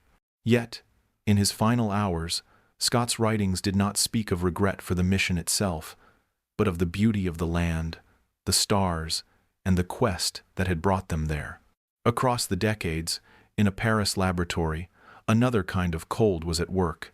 It was an invisible, insidious chill emanating from a glowing substance. Marie Curie, who had coaxed radium from tons of pitchblende, who had unlocked the secrets of the atom and named this new power radioactivity, would ultimately be killed by it. Her notebooks, her very cookbook, remain too radioactive to handle safely today. The mountaineer on Everest's knife-edge ridge, the diver in the abyssal trench, the volcanologist peering into a lake of fire, they are all pulled by a force stronger than fear, a siren call that can override the most primal instinct for self-preservation, curiosity. This drive, this relentless need to know, is the engine of our species. It has built cathedrals of knowledge and sent probes to the stars, but it is not a gentle guide. It is a double-edged sword, a current that can carry us to revelation or dash us upon the rocks. Curiosity does not merely lead to knowledge, it can, and often has, led directly to death. For unlike any other creature, humans are willing to accept profound, even mortal risk, for a reward that is purely cerebral. There is no immediate feast, no tangible treasure, no guarantee of safety or fame. The only prize is the understanding itself, the glimpse behind the veil, the answer to a question that would not let us sleep. There is a biology to this hunger, a circuitry of quest written into the very fabric of our brains. Asterisk, asterisk. We are often told that our minds operate on a simple system of reward and punishment, seeking pleasure and avoiding pain, but human curiosity complicates this model. Our neurology is not just a passive receiver of rewards, it is an active generator of them. The brain does not need the gold at the end of the rainbow to feel rich. The mere anticipation of discovery, the thrilling possibility of an answer, is enough to flood our synapses with dopamine. This potent neurochemical, the currency of desire and motivation, is released not when we find the solution, but in the charged moment of searching for it. It is the itch that makes scratching feel so good. This means we are chemically rewarded for the act of exploration itself, for the state of not knowing and the pursuit of knowing. We are addicted to the question. The brain, in its magnificent trickery, creates a virtual reward for a potential outcome, compelling us forward into the unknown. What does this mean for the explorer staring into the crevasse, or the scientist handling a volatile compound? Their greatest risk is not the external danger, but the internal compulsion, a biological imperative that whispers, just a little further, just one more test. The answer is right there. History is the archive of this beautiful, terrible compulsion, a chronicle written by those who followed the whisper to its ultimate, silent conclusion. Asterisk, asterisk. The age of exploration was not merely a search for spices and silk routes, it was a mass migration of the curious. Ships vanished from the map, swallowed by seas that, on ancient charts, were illustrated with dragons, and the warning times hic sunt dracones, here be dragons. Men like Ferdinand Magellan, who embarked to circumnavigate the globe, did not live to finish the journey. The Amazon, named for the warrior women a conquistador, believed he saw, consumed countless seekers of El Dorado, a city of gold that existed only in the realm of tantalizing myth. These were not all missions of pure greed. They were fueled by a need to see what was on the other side of the horizon, to complete the map, to know. This thread continues unbroken into the modern scientific era, the astronomers who first pointed their crude telescopes at the sun, blinding themselves to understand its nature. The chemists who inhaled unknown fumes, testing the air of new elements, sometimes with fatal consequences. They were not chasing a paycheck or immediate fame. They were chasing a ghost, the ghost of a truth that no one else had yet grasped. Curiosity became a motive greater than sustenance, greater than wealth, greater than longevity itself. It was the reason they went out, and for some, the reason they never came back. Is a life shortened for the sake of a discovery, a life wasted, or a life perfectly fulfilled? The landscape of risk has transformed in our modern world, but the ancient engine of curiosity remains unchanged. Asterisk, asterisk. We no longer need to sail off the edge of a flat world to find its limits. Our frontiers are now digital, biological, and neurological. The modern explorer is the hacker probing the depths of a secure network, not for profit, but for the sheer challenge of seeing if it can be done. They risk not shipwreck, but incarceration, a different kind of confinement. The biologist tinkering with CRISPR gene editing technology stands at a precipice as dizzying as any cliff face, playing with the fundamental code of life, driven by the question, can we do this? What happens if we do? The neuroscientist mapping the human connectome is an inner astronaut, venturing into the universe of consciousness itself. The risks are no longer just personal. They are existential, societal, species level. A single modified virus, a breached AI, a manipulated genome, these are the potential shipwrecks of the 21st century. And, yet, the motivation is hauntingly familiar. A echo from Scott's frozen tent and Curie's luminous lab. Can I know a little more? This reframes the oldest of dangers. Today, one might perish not from ignorance, but from an excess of knowledge. The cat, in the modern parable, is not killed for looking. It is killed by what it finally sees.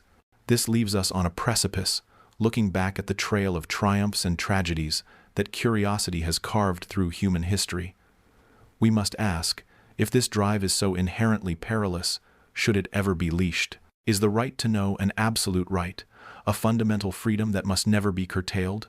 Or are there boundaries we must, in collective wisdom, impose upon ourselves? Do we build ethical fences not to keep the world out, but to protect the world from the uncontainable force of our own questioning? The line between noble pursuit and reckless endangerment is often only visible in the devastating clarity of hindsight. Who gets to draw that line? And if we succeed in bottling up that primal urge, that dopamine-fueled need to see what's on the other side of the mountain, what, then, becomes of us? Are we still human if we cease to ask dangerous questions? Perhaps the true nature of our curiosity is not that it can be killed, but that it is, itself, utterly limitless. It propels us past physical extremes and towards the very edges of comprehension. When we ask a question like, does the universe have an edge? We are no longer just exploring space, we are probing the boundaries of thought itself. We are using the finite tool of the human mind to ask about the infinite, a paradox as profound as any we will ever face. If the universe does have a limit, what, then, lies beyond it? And if it does not, how can a finite mind truly grasp the concept of no boundary at all? If you could clone a human being, would you? Not in some distant hypothetical future, but tomorrow, in a lab down the street. If you could predict criminality from a strand of DNA, map a person's destiny from their saliva, would you try? We are born asking, what if, and why not? Our curiosity, a restless engine that has propelled us from caves to cities. Yet, this same primal drive, this insatiable hunger to know, often outpaces our ability to understand what to do with the answers we uncover. Curiosity opens the door to knowledge, but on the other side, we often find something else waiting. Power. And power, untempered by wisdom, has a gravity all its own. This is the fundamental human paradox. We are endowed with a mind capable of plumbing the deepest mysteries of the cosmos, of asking questions that span eternity, yet we possess no innate, biological compass to guide the ethical application of what we find. Our brains are magnificent pattern recognition machines, wired for survival through learning and adaptation. Evolution taught us to be quick studies, to observe the rustle in the grass and deduce either predator or prey, to taste a new berry and remember its effect. It rewarded the curious, the experimenters, the ones who asked, what happens if I rub these two sticks together? But evolution is a pragmatic, and often brutal, strategist. It did not equip us with a built-in ethical governor, a warning light that flashes crimson each time our curiosity brushes against a dangerous truth. There is no synaptic circuit that fires to say, yes, you can times split this atom, but times should times you? The mechanism for can is ancient and instinctual. The question of should is a fragile, modern construct, a whisper of philosophy we must consciously cultivate against the roaring tide of our own nature. We need not look to the future for proof of this dissonance. The past is littered with its evidence. History is not a clean, linear narrative of progress, but a tangled chronicle of discoveries that arrived too soon, too dangerously, leaving humanity scrambling to catch up morally. Consider the early anatomists, venturing into churchyards by moonlight, their hands trembling not just from the cold, but from the sacrilege of unstitching the human body, the divine vessel. Their curiosity was a crime, a heresy punishable by excommunication or worse. They sought the mechanical truth of life, but the knowledge they uncovered challenged the very bedrock of societal and religious power. Who had the right to this knowledge? The church, which decreed the body inviolable, or the scientist, who saw not a soul but a system of pulleys and levers? This tension exploded in the 20th century with the most terrifying example, the atomic bomb. In a laboratory in Los Alamos, a congregation of the world's most brilliant minds pursued a scientific question of profound curiosity. Could we unlock the energy binding the universe itself? They were solving a physics problem, playing out an equation to its ultimate conclusion. And they succeeded. But in that moment of triumphant discovery, with the first flash of light over the desert, their pure, abstract curiosity manifested into a power so absolute it dwarfed all human concepts of conflict and politics. The scientists, in that instant, became something else, not just knowers, but possessors of the ultimate tool. Many were immediately stricken with a profound moral horror.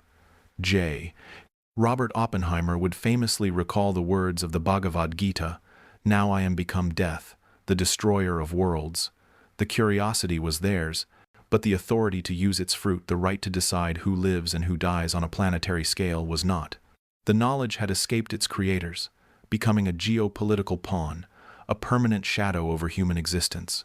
The question had been answered, but a far more difficult one was born in its radioactive wake. Once knowledge exists, who controls the uncontrollable? Today, the questions are no longer confined to secret government labs or the pages of history. They are here, unfolding in real time in the algorithms that shape our lives and the biotechnology that promises to redesign them. We stand at a new frontier, armed with tools like genetic engineering, artificial intelligence, and synthetic media. Our curiosity has never been more potent or its implications more intimate. We can now edit the source code of life with CRISPR, snipping and altering genes with a precision that was once pure fantasy. The question is no longer times can we? For many conditions, the answer is a resounding yes. The true question, the one that hangs heavy in the air, is times should we? Should we eliminate a genetic disease and in doing so take the first step onto the slippery slope of designer babies and a new biological caste system? Our curiosity drives us to create artificial intelligence, to build minds that may one day surpass our own. But in our quest to create the perfect tool, are we unknowingly crafting our successor or our jailer? And with the rise of deepfakes, we can now unravel the very fabric of truth itself, creating perfect digital lies. This is curiosity applied not to the physical world, but to reality, warping it for entertainment, for fraud, for political sabotage. The innocent question, "I wonder if we can make a video of anyone saying anything," has been answered. And the result is a world where seeing is no longer believing. This is no longer the abstract curiosity of theoretical physics. This is applied, immediate, and deeply personal. The stakes are not just about what we can do to the world, but what we can do to each other. The old models of ethics, developed for a slower age of tangible actions and consequences, strain and crack under the weight of this digital and biological acceleration. Curiosity is no longer a harmless pastime. It is a force that demands guidance, a fire that requires a hearth. But who builds the hearth? This urgency creates a vacuum, an anxiety born from knowing that the world is changing faster than our wisdom can grow. And into this vacuum, a distorted echo of curiosity often rushes in: conspiracy theory. When official knowledge seems too complex, too controlled, or too slow to provide satisfying answers, the human mind, in its relentless need for patterns and agency, will craft its own. The conspiracy theory is curiosity hijacked, a dark mimicry of inquiry that prefers the comfort of a secret narrative, no matter how sinister, to the terrifying chaos of uncertainty. It is the proof that a society without a shared foundation of truth, without the tools to ethically interrogate the world, will see its innate curiosity curdle into suspicion and paranoia. We are so desperate for answers that we will accept any, so hungry for knowledge that we will consume even its poison counterfeit. Is the true danger not the question itself, but our fragile, human desperation for an answer, any answer at all? So, we are left in this liminal space, holding a gem of dazzling brilliance in one hand and a shadow of profound dread in the other. We are defined by our questions, yet haunted by their answers. The journey of curiosity does not end with a discovery. That is merely the beginning. The real journey begins when we must decide what to carry, what to leave behind, and how to walk forward without breaking the world, or ourselves, in the process. If knowledge is power, then is the pursuit of knowledge inevitably a pursuit of power? And if so, can any curiosity ever be truly innocent? A map can guide a wanderer to a hidden spring, or an army to a vulnerable border. Chemistry can weave the molecules of a life-saving drug, or calculate the precise burn of a high explosive. The knowledge itself is the same. The compass that guides its application is not. This presents us with a quiet, unsettling paradox that lies at the heart of our species' greatest achievements and its most profound failings. If knowledge is born from a pure, insatiable curiosity, a simple urge to know, can it ever truly be considered neutral? Or does it, like a loaded weapon, simply await the hand that will decide its purpose? Curiosity is often painted as a solitary, almost innocent pursuit: the child taking apart a clock, the astronomer gazing at a distant star. But this is only its cradle, not its destiny. When curiosity leaves the private mind and enters the public arena, when it is funded, directed, and weaponized by institutions, corporations, and states, it transforms. It becomes a tool for control, for surveillance, for imposition.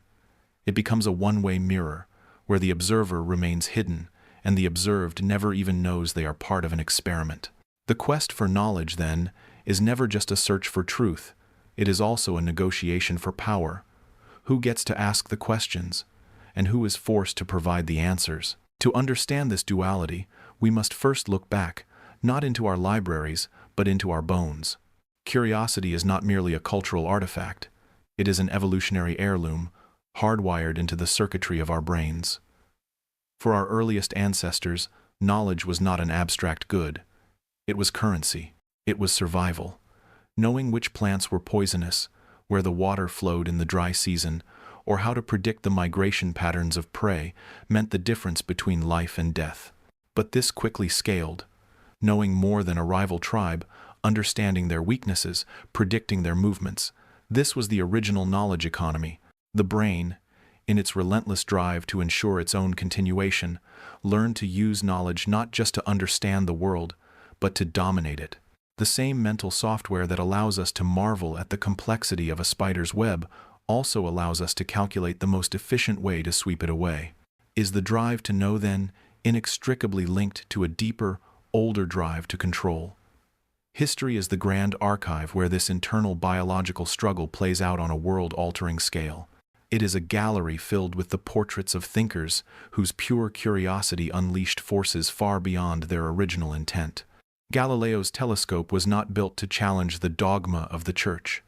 It was built to satisfy a burning wonder about the mechanics of the heavens.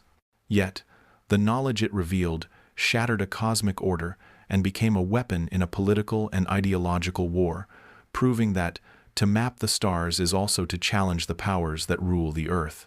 Centuries later, the serene mathematical beauty of Einstein's E equals mc squared was a product of pure, abstract thought. It was a question asked in the quiet of a study, but it found its answer in the blinding flash over Hiroshima, a conversion of pure knowledge into absolute power. Robert Oppenheimer, upon witnessing the first atomic detonation, recalled a line from Hindu scripture, "Now I am become death, the destroyer of worlds." His curiosity had led him to a truth so potent it could unmake reality itself. Can any individual ever truly own the consequences of the knowledge they help create, or does it escape them the moment it is uttered, like a genie from a lamp, forever destined to serve masters they never anticipated? This historical arc bends directly into the architecture of our modern lives. The digital age, the era of big data, artificial intelligence, and genetic sequencing, is the ultimate expression of this curious, power-hungry brain. It all began with a question. Could we teach a machine to learn? Could we map the vast, intricate code that writes a human being? Could we connect the world through a web of information? The initial spark was brilliant, a global awakening of intellectual pursuit. But the fire it started now illuminates a more ambiguous landscape. Our curiosity has built systems that now curiosity itself cannot fully comprehend. The algorithms designed to predict our preferences now subtly shape them. The social networks built to connect us now meticulously track us, packaging our fears, our desires, and our relationships into data points to be sold and used. The genetic information that could cure hereditary diseases could also be used to discriminate, to select, to create a new biological hierarchy. The pursuit of knowledge is no longer a finsenda, individual endeavor. It is a centralized engine for the consolidation of power on an unprecedented scale. We are both the beneficiaries and the subjects of this grand experiment, living in a world built by curiosity, yet increasingly managed by its cold, utilitarian logic. When the tool of discovery becomes the instrument of control, do we celebrate the discovery or fear the controller? And it is within this context of centralized, opaque power that a new, twisted form of curiosity begins to flourish. When official narratives feel managed, when complex systems are incomprehensible, and when power seems to operate without accountability, the human mind does what it has always done. It seeks patterns. It digs. It suspects. The innate drive to find the hidden truth, thwarted by gates it cannot open, turns down darker alleys. The legitimate question, "What are they not telling us?"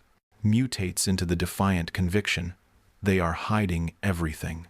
Thus, the very tool that built our world, our relentless, probing curiosity, is hijacked, pushed into a labyrinth of its own making.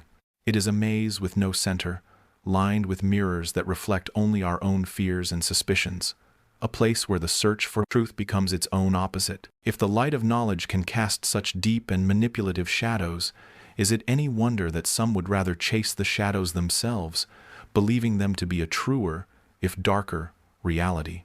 And so we are left to wonder, when the pursuit of truth becomes a tool of power, where does a pure seeker go? We are living in an age of unprecedented information, yet also an age of unprecedented doubt. People believe the moon landing was staged, that vaccines are a sinister plot, and that governments are hiding evidence of extraterrestrial life. To dismiss these believers as simply foolish or uneducated is to miss the point entirely. They are not devoid of intelligence. They are overflowing with a curiosity that has been starved of proper nourishment. They are asking questions, but the answers they are finding are not the ones science provides. They are, in a very real sense, detectives in a mystery where all the clues have been deliberately falsified. Their hunger for understanding is real, but the pantry they are raiding is stocked with emotional comfort food, not substantive fact. When a genuine, burning curiosity is not met with clear, accessible, and satisfying answers from the scientific method, it does not simply vanish. It smolders. It seeks an outlet. It will find its answers elsewhere, in narratives that prioritize emotional satisfaction over empirical evidence. This is the dangerous crossroads where inquiry meets credulity. The need to know is so fundamental, so deeply human, that if the light of knowledge is too dim, we will gladly accept the flicker of any candle, even if it casts deceptive shadows. And when belief begins to trump evidence, curiosity ceases to be a path to knowledge. It becomes a detour into a self-reinforcing fantasy, a labyrinth where every turn confirms you are being pursued, and every echo is proof of the conspiracy. The quest for truth is hijacked by the need for certainty, however illusory that certainty may be. This hijacking is not a modern flaw but an ancient feature, hardwired into the very structure of our minds. Our brains are not dispassionate supercomputers. They are survival engines, honed by millions of years of evolution to prioritize narrative over data, pattern over noise. We are, by our very nature, a storytelling. In the absence of clear, verifiable facts, the human brain does not remain passive. It actively works to fill in the blanks, constructing a hypothesis that seems plausible, a story that makes sense of the senseless. This is the legacy of a brain that evolved to find agency and cause the snap of a twig times must times be a predator, the rustle in the grass times must times be prey. This hyperactive agency detection was a lifesaver on the savannah, where assuming a leopard was behind every bush was a safer bet than assuming it was just the wind. But in our complex modern world, this same instinct conjures leopards where there are none. We see intention in random events, design in chaos, and a hidden hand in mere coincidence. Is our greatest cognitive strength also the source of our most persistent delusions? This yearning for a story, for a named and knowable cause, becomes most acute during times of profound crisis and collective fear. History and archaeology show us that periods of plague, war, and natural disaster have always been fertile ground for conspiracy theories. When the Black Death ravaged medieval Europe, people did not understand germ theory. The invisible, random spread of a microscopic organism was a concept beyond their framework. Instead, they found a cause that made emotional sense: witches, minorities, or the wrath of God. These were agents they could identify, blame, and tragically attempt to destroy. The terror of a random, uncontrollable world was traded for the grim comfort of a targeted, controllable enemy.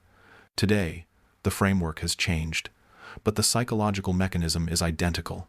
In the face of a terrifying, invisible virus, the narrative of a deliberate plot that vaccines are a tool for implantation, a depopulation scheme, provides a perverse sense of order.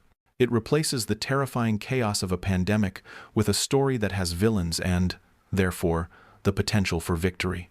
Is the conspiracy theory, then, not a search for truth, but a desperate search for control in a world that feels utterly out of control? Our modern social landscape has become the perfect ecosystem for these narratives to not only survive but to thrive and mutate at an alarming rate. Social media platforms, the very tools that promise to democratize information, have inadvertently created a reward system for conspiratorial thinking.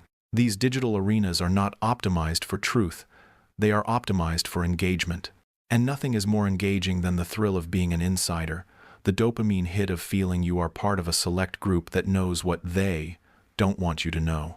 Curiosity, that noble driver of discovery, is being systematically twisted. It is no longer a tool for uncovering objective truth, but a tool for constructing a social identity. Belonging to a community that shares a secret knowledge is a powerful bonding agent. The shared suspicion of official narratives becomes a badge of honor, a mark of intelligence and independence. The question shifts from, "Is this true?" to, "Does believing this make me feel special, smart, and part of a community?" When the social reward for belief outweighs the intellectual requirement for evidence, what happens to the very concept of a shared reality? So where does this leave us? If our biology predisposes us to see patterns, our history shows we seek control through narrative, and our technology amplifies our most tribal instincts. Is there a way to rescue curiosity from its diversion into delusion? The solution is not to stifle curiosity, to dismiss the questions as stupid, or to build higher walls between us and them. That only deepens the divide and reinforces the very sense of alienation that fuels these beliefs. Perhaps we need to return to the very heart of the question, to the raw human need that sparks it. Maybe the path forward isn't to provide better answers, but to first ask a more fundamental question. What are we truly searching for when we seek information? Is it just cold, hard facts? Or is it something deeper: meaning, connection, reassurance, a place to belong in a vast and often frightening universe? And if that is the true quest, then what happens when we turn that same searching, human gaze upon the digital labyrinth itself, the very source of both our boundless knowledge and our endless confusion? You can look up almost anything in a few seconds. A universe of answers sits in your pocket, humming with latent potential.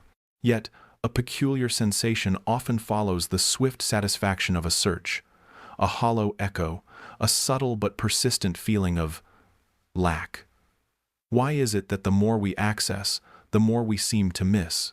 And why do so many, armed with boundless curiosity, find themselves adrift in a sea of greater confusion than clarity? The internet is routinely celebrated as the greatest repository of knowledge in human history, a digital library of Alexandria, vast and borderless. It is this, undoubtedly, but it is also something else, something more ancient and labyrinthine. It is a maze, a place where paths of pure information twist into alleys of misinformation, where answers are often partial and the illusion of total understanding is a seductive, flickering phantom on the walls of our screens. To understand this paradox, we must first listen to the oldest part of ourselves. Our brain, this 3-pound universe, did not evolve for this. It was sculpted over millennia to process the world in slow, deliberate doses. A rustle in the grass demanded a moment of focused attention. The track of an animal told a single, vital story. The sharing of knowledge happened face to face, woven into the fabric of social bonds, accompanied by the tone of a voice and the light in a teacher's eyes. This organ, perfected for the savannah, is now bombarded by a relentless tsunami of data points, notifications, and headlines. It is a cognitive overload of the highest order. In this storm, the ancient reward circuits of the brain take shortcuts. We gravitate toward what delivers a quick hit of dopamine, the bold claim, the shocking headline, the simplified summary rather than the slow, deep burn of genuine, hard-won understanding. Our very biology, once the engine of our curiosity, now betrays us, favoring the stimulating snack over the nutritious meal. Is our evolutionary wiring, then, the first thread in this labyrinth, leading us not toward the center but in endless, frantic circles? This was not always the way knowledge was gathered. Before the flood of pixels, there was the patient accumulation of context. Our ancestors learned by listening to stories told around fires, by watching a master craftsperson's hands, by trial and error within the intimate confines of a community. Knowledge was a living thing, breathed and exchanged. The invention of the printing press began a slow, profound shift. It started to pull knowledge from its social cradle, transcribing lived experience into silent text on a page.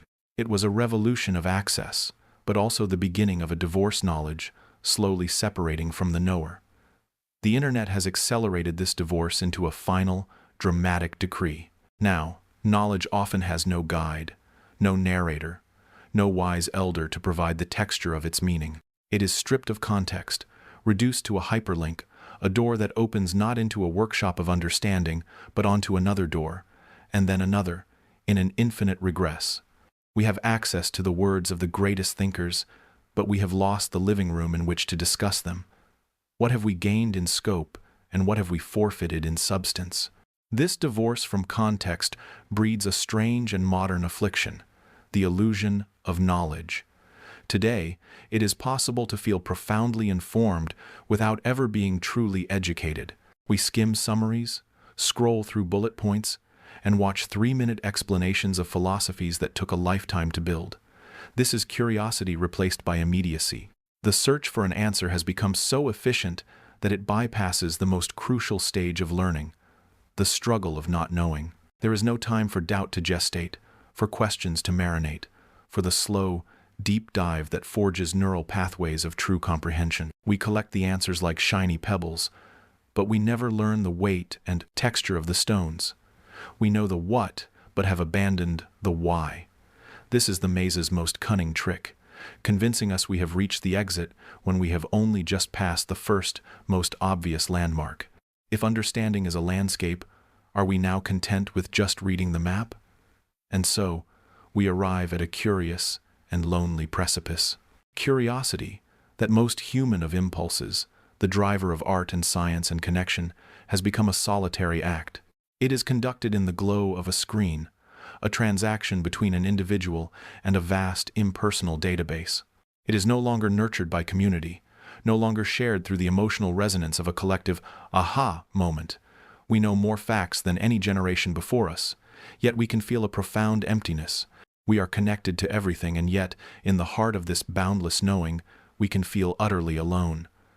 The maze offers endless paths, but no companions for the journey. This solitude beckons a deeper, more unsettling question.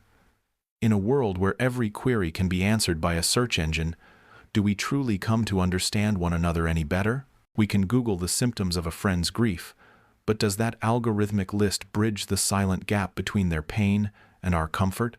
We can pull up 1,000 definitions of love, but does that bring us any closer to the terrifying, wonderful vulnerability of feeling it?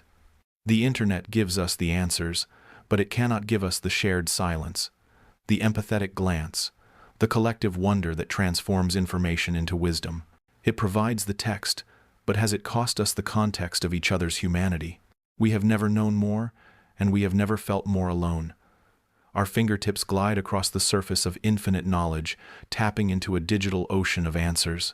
We can summon the birth cries of stars, the political intrigues of ancient empires, or the mating habits of deep-sea cephalopods, all before our morning coffee grows cold. Yet, this unprecedented access feels like a feast laid out before a solitary diner. The plate is full, but the chair opposite is empty. The meal is consumed in a silence so profound it echoes. Is it possible that our curiosity, that ancient driving force, craves something more than mere answers? That it hungers not for data, but for a fellow traveler to share in the wonder of the question itself? We are, at our core, social creatures. Our evolutionary story is not one of lone geniuses, but of collaborative tribes.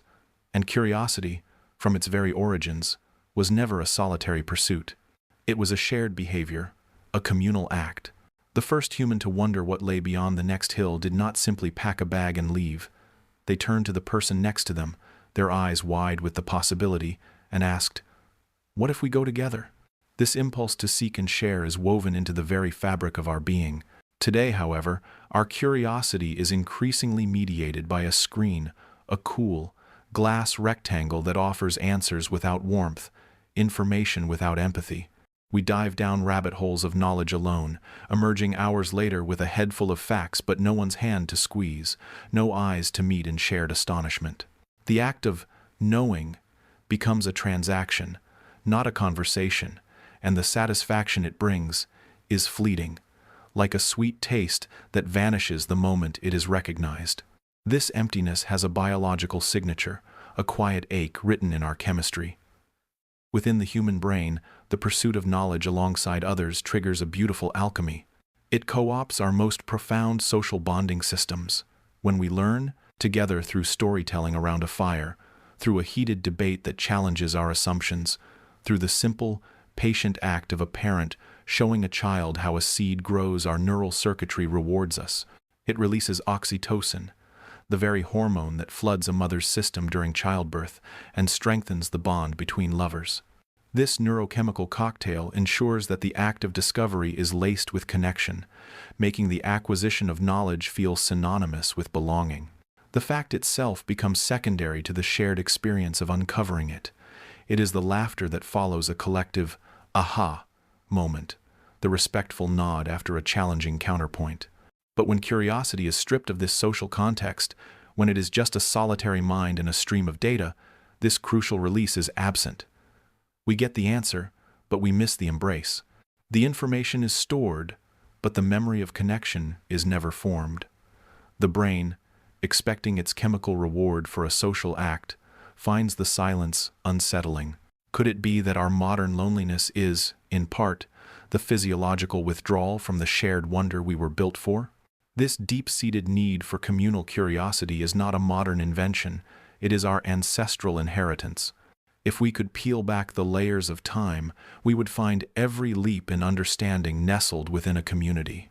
Picture the earliest gatherings, the flickering light of a fire casting shadows on cave walls, not just for warmth, but as a stage for stories that mapped the constellations and gave meaning to the thunder. Knowledge was not archived in databases but performed, sung, debated, and passed down through generations in a living chain of inquiry.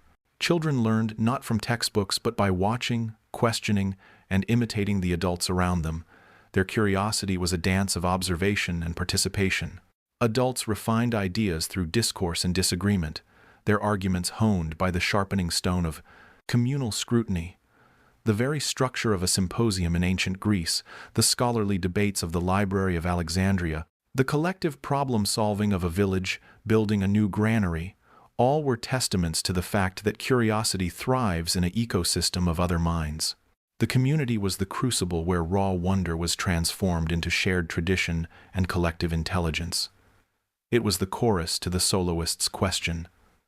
Without that chorus, does the question lose its resonance? Our modern world, for all its connectedness, has engineered a peculiar and pervasive solitude into our quest for knowledge. Social media platforms create the illusion of sharing, offering us vast arenas to perform our curiosity. We post a fascinating article, share a breathtaking documentary clip, or pose a rhetorical question to our followers. But this is often not a dialogue, it is a broadcast. It is the difference between singing in a choir and singing into a void that occasionally echoes back a quantified approval, a like, a share, a heart. The transaction is one way. We emit information, and we receive metrics.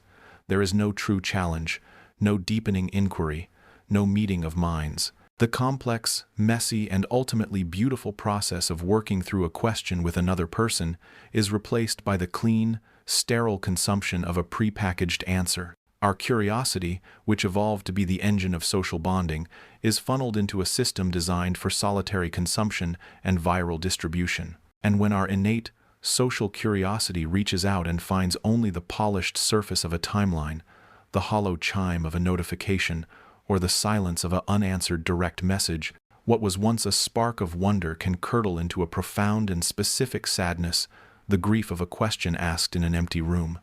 But this leaves us with a final, lingering paradox. If curiosity is this social, yearning force, then is it the same as intelligence? The two are often conflated, yet they are distinct landscapes of the mind. One can possess a formidable intelligence, a swift processor of logic, a vast library of stored facts, and yet feel no urge to venture beyond the walls of what is already known. This is a closed system, elegant and efficient, but static. True curiosity, however, is an open loop. It is a restless, generative energy that thrives on not knowing. A genuinely curious person may not have the same raw processing power, but their intelligence is never finished.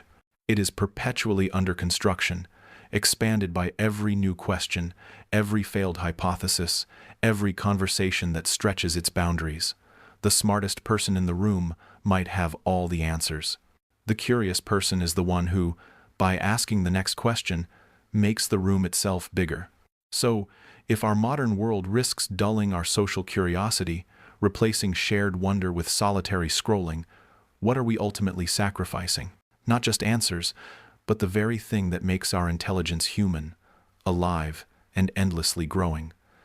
The question then becomes not what we know, but who we are when we wonder alone, and more importantly, who we could be if we found our way back to wondering together. You can measure IQ, ACE exams, analyze at lightning speed, but if you no longer feel that quiet, oh, when you hear something new, you may have lost the most precious human trait of all, active surprise. Intelligence is the ability to process information. Curiosity is the desire to seek it. An intelligent mind without curiosity is a library with a locked door. An ordinary mind brimming with curiosity is a doorway swinging open to the wind. Consider, for a moment, the biology of wonder. It hums in our veins, a quiet electricity. Scientific inquiry reveals that what some call the curiosity quotient, CQ, does not march in perfect lockstep with IQ. They are different instruments in the orchestra of the mind. Intelligence operates from the crisp, logical neighborhoods of the brain, processing the world with efficient clarity. But curiosity? It is born in the older, more primal districts, lit by the flickering lantern of dopamine. It is the thrill of the chase, the emotional tug of a question mark. This is the fundamental schism. The times hunger times to know is a different creature altogether from the times capacity times to know. One is a fire, the other is the furnace that contains it. What does it profit a person to have a perfect furnace if they have no spark to light it? This biological divide echoes through the corridors of our history. The grand leaps of civilization were seldom made by the solitary genius merely executing a preordained calculation. More often, they were stumbled upon by those who dared to ask the naive question, to poke at the seemingly insignificant anomaly. Charles Darwin was not the most brilliant naturalist of his age when he stepped onto the deck of the Beagle. He was a profoundly curious one, a man who preferred the slow, patient accumulation of observation to the slickness of quick theory.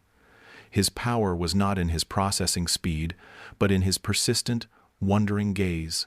The great cathedrals of human knowledge were built not just by master architects, but by the countless anonymous masons of curiosity, the ones who asked, "What if?" and "Why not?" and "How come?" long after smarter men had declared the matter settled.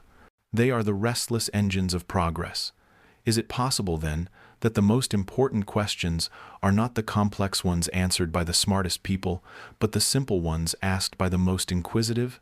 Yet, our modern world often feels engineered to sand away this rough, beautiful edge of inquiry. We live in an economy of answers, a society that venerates the endpoint, the grade, the title, the certificate on the wall. We reward the solution, often ignoring the quality of the quest that discovered it. Our education systems, with their standardized curricula and relentless testing, can sometimes feel like factories designed to produce impeccable librarians for that locked library, masters of a known canon but strangers to the wilderness beyond its walls. But a shift is stirring. In the most innovative tech companies, the most cutting-edge research institutes, and the most powerful artistic studios, a new old currency is being valued above all. Not just intelligence, but a deep, dogged, and disruptive curiosity. They are not seeking employees who can merely solve the puzzle on the page. They are seeking those who will wonder who drew the puzzle, why it was drawn that way, and if perhaps the pieces might be rearranged into something the puzzle maker never imagined. Are we, in our relentless pursuit of measurable outcomes, inadvertently fencing off the very pastures where our future is grazing? And so we find that the most curious individual in the room is rarely the one with the highest tested IQ.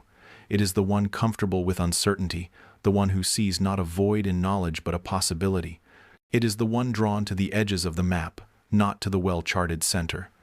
These are the individuals for whom a blank space is not an absence of information, but an invitation, a siren call. The white spaces on the map are the true magnets for the curious mind. But what is it about that emptiness, that unknown, that calls to us so powerfully? From the age of wooden ships cutting through uncharted oceans to the era of digital neural networks exploring the possibilities of protein folding, we are a species perpetually pulled toward the next terra incognita. What silent promise does that void make, that we are so willing to risk everything to reach it?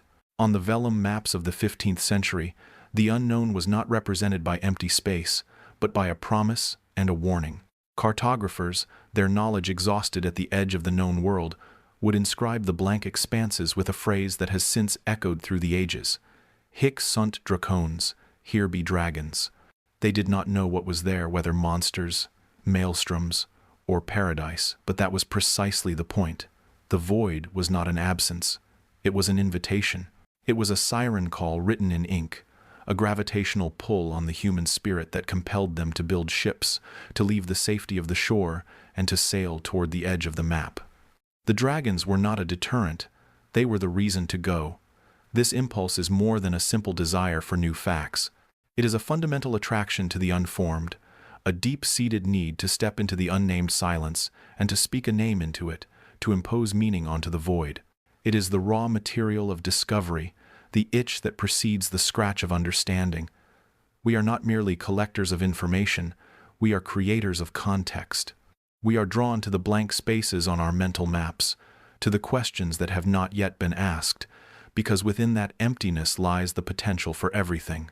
It is the cradle of possibility, and we are compelled to peer inside. Within the intricate architecture of the human brain, this draw toward the unknown has a physical address. Neuroscientists have observed a peculiar phenomenon. Our neural circuitry reacts not just to answers, but to questions. It fires with particular intensity in the face of a cognitive gap, that tantalizing state of knowing that we do not know. When we encounter information that is contradictory, incomplete, or illogical, a region known as the anterior cingulate cortex lights up like a city seen from orbit at night. This activity is not a signal of frustration, but one of engagement. It is an electrochemical itch, a biological imperative to resolve the tension, to fill in the blank, to complete the pattern. This neural spark is the precursor to every eureka moment, the silent partner to every act of curiosity. It is as if our very hardware is wired to seek, to explore, to close the loop. What is this deep need for resolution, if not an evolutionary engine driving us toward greater understanding, one unanswered question at a time? This biological drive found its ultimate expression in the age of exploration. While history often credits these voyages to the pursuit of gold, glory, and God, a quieter, more profound motive was also at work: the need to fill the blank spaces on the map. The explorers were driven by more than economic or political ambition. They were answering a call from the deepest parts of the human psyche. They were the instruments through which a collective cognitive gap was resolved.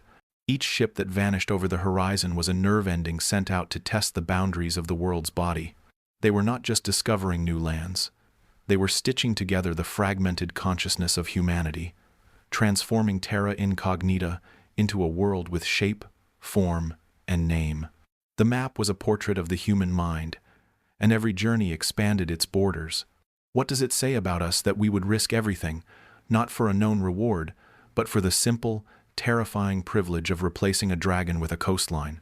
Today, the dragons have retreated from the edges of our geographical maps, but they have not vanished. They have simply migrated to new frontiers, taking up residence in the vast, uncharted territories of modern science and philosophy.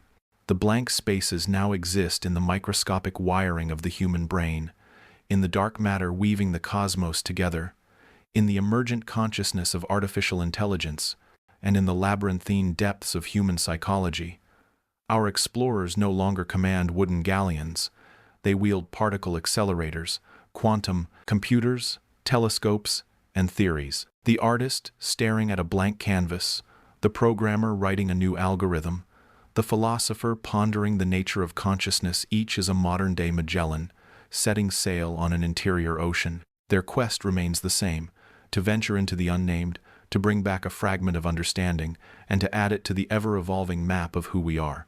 We are all cartographers of the unknown, each in our own way, charting the invisible landscapes that define our time. And so, we find ourselves in a peculiar moment in history, where our maps are more detailed than ever before, yet the unknown seems to grow vaster with each discovery.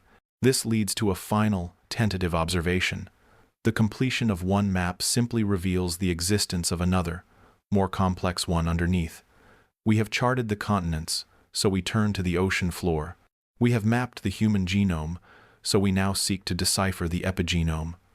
The act of filling one blank space creates two new ones at its edges. This begs a paradoxical question.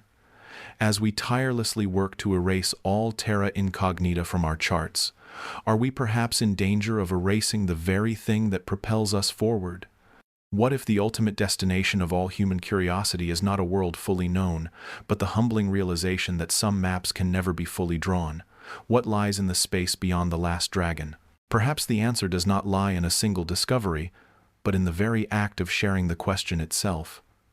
For as long as we have gathered around fires, we have not just shared food, but stories. These narratives were the first vessels for our curiosity, the means by which a single person's wonder could become a tribe's mythology, a society's culture. From the epic poems recited under starlight to the complex data visualizations on a screen, storytelling is the mechanism that transforms a private itch into a public quest. It is how we pass the map to the next generation, point to the remaining blank spaces, and whisper, "What do you think might be there?" Imagine a night, deep in the shadowed past, The darkness is absolute, held at bay only by the flickering heart of a communal fire. Its light dances on the faces of the gathered tribe, young and old, their eyes fixed on the elder. There are no images here, no books, no screens, just a voice. It rises and falls, weaving a tapestry of sound, recounting the time an ancestor faced a strange, tusked beast, or how the tribe survived a great flood by climbing to a high cave, or the discovery of the berry that heals and the root that kills. In that moment, curiosity ceases to be a solitary spark. It becomes a shared flame, passed from one mind to another, warming the entire circle with the heat of a story. This was the primordial forge, where human curiosity was first hammered into tradition. The individual's fleeting wonder, the "what was that?" found its longevity in the "let me tell you what that was." When humans began to narrate their discoveries and others leaned in to listen, knowledge shed its perishable form. It was no longer a single event witnessed by one. It became a shared inheritance, a social memory. This act of recounting laid the first stones of the path we call culture. It was the original technology for preserving the fragile outputs of a curious mind across generations, transforming personal observation into collective wisdom. The human brain, this 3-pound universe of firing neurons and intricate synapses, seems to be wired for narrative. It is not a cold, objective filing cabinet for facts. It is a story processor. Cognitive science suggests that our minds have a deep, innate attachment to narrative logic. We struggle with disparate data points, but we effortlessly absorb information when it is structured within a sequence of cause and effect, seasoned with emotion. A simple list of survival tips is forgettable, but a gripping story about the one who ignored the rustle in the grass and was never seen again, that is unforgettable. Our natural curiosity is not drawn to dry bullet points. It is magnetically pulled toward stories with a satisfying resolution or a tragic, cautionary ending. We are compelled to know what happens next because, on a fundamental level, this is how we map the world. The story becomes a cognitive vessel, a much more robust container for truth than a lone, naked fact could ever be. It is the difference between being told a fire is hot and hearing the vivid tale of the child who learned the meaning of heat through a single, searing touch. Which lesson truly burns itself into memory? This biological predisposition did not just create campfire tales, it built civilizations. Long before the written word carved history into stone, it was etched into the air through epic poetry and myth. The Epic of Gilgamesh was not mere entertainment. It was a profound inquiry into friendship, mortality, and the human desire to cheat death. Greek myths gave names and motives to the chaotic forces of nature, turning a terrifying lightning bolt into the weapon of a temperamental Zeus, and thus making the world slightly more comprehensible, slightly less random. Norse legends taught of courage in the face of inevitable doom, a crucial cultural narrative for a people battling harsh winters and endless seas. These stories were the living databases of their time. Folktales encoded practical knowledge, which areas were dangerous, which plants were edible. Ghost stories often served as moral guardrails, warning against transgressions that could fracture the delicate social fabric. War stories solidified group identity, defining us against them. They were the tools a species used to interpret an overwhelming universe, to package its fears and its triumphs, and to ensure its survival not just physically, but psychologically. The curious mind of a single storyteller offered a theory of the world, and the collective, by listening and remembering, voted on its truth. And this great chain of narrative continues, unbroken, into our modern age. The campfire has morphed, its form now a flickering screen, a printed page, a cinematic spectacle, or a podcast flowing through headphones. Yet the essential transaction remains unchanged. The modern storytellers, the novelists, the filmmakers, the journalists, the documentarians, even the insightful YouTuber in a homemade studio are the new elders. They take the raw, chaotic stuff of human curiosity and shape it into something we can feel. A journalist investigates a corruption scandal, driven by a civic curiosity, and transforms it into a narrative that galvanizes a public. A filmmaker explores the curious life of an octopus, and through a stunning visual narrative, makes us care deeply about the intelligence of a creature we may never see.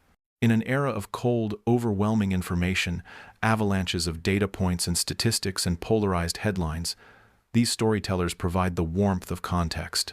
They protect curiosity from being numbed by the sheer volume of facts. They remind us that data without a story is noise, but data woven into a narrative becomes meaning.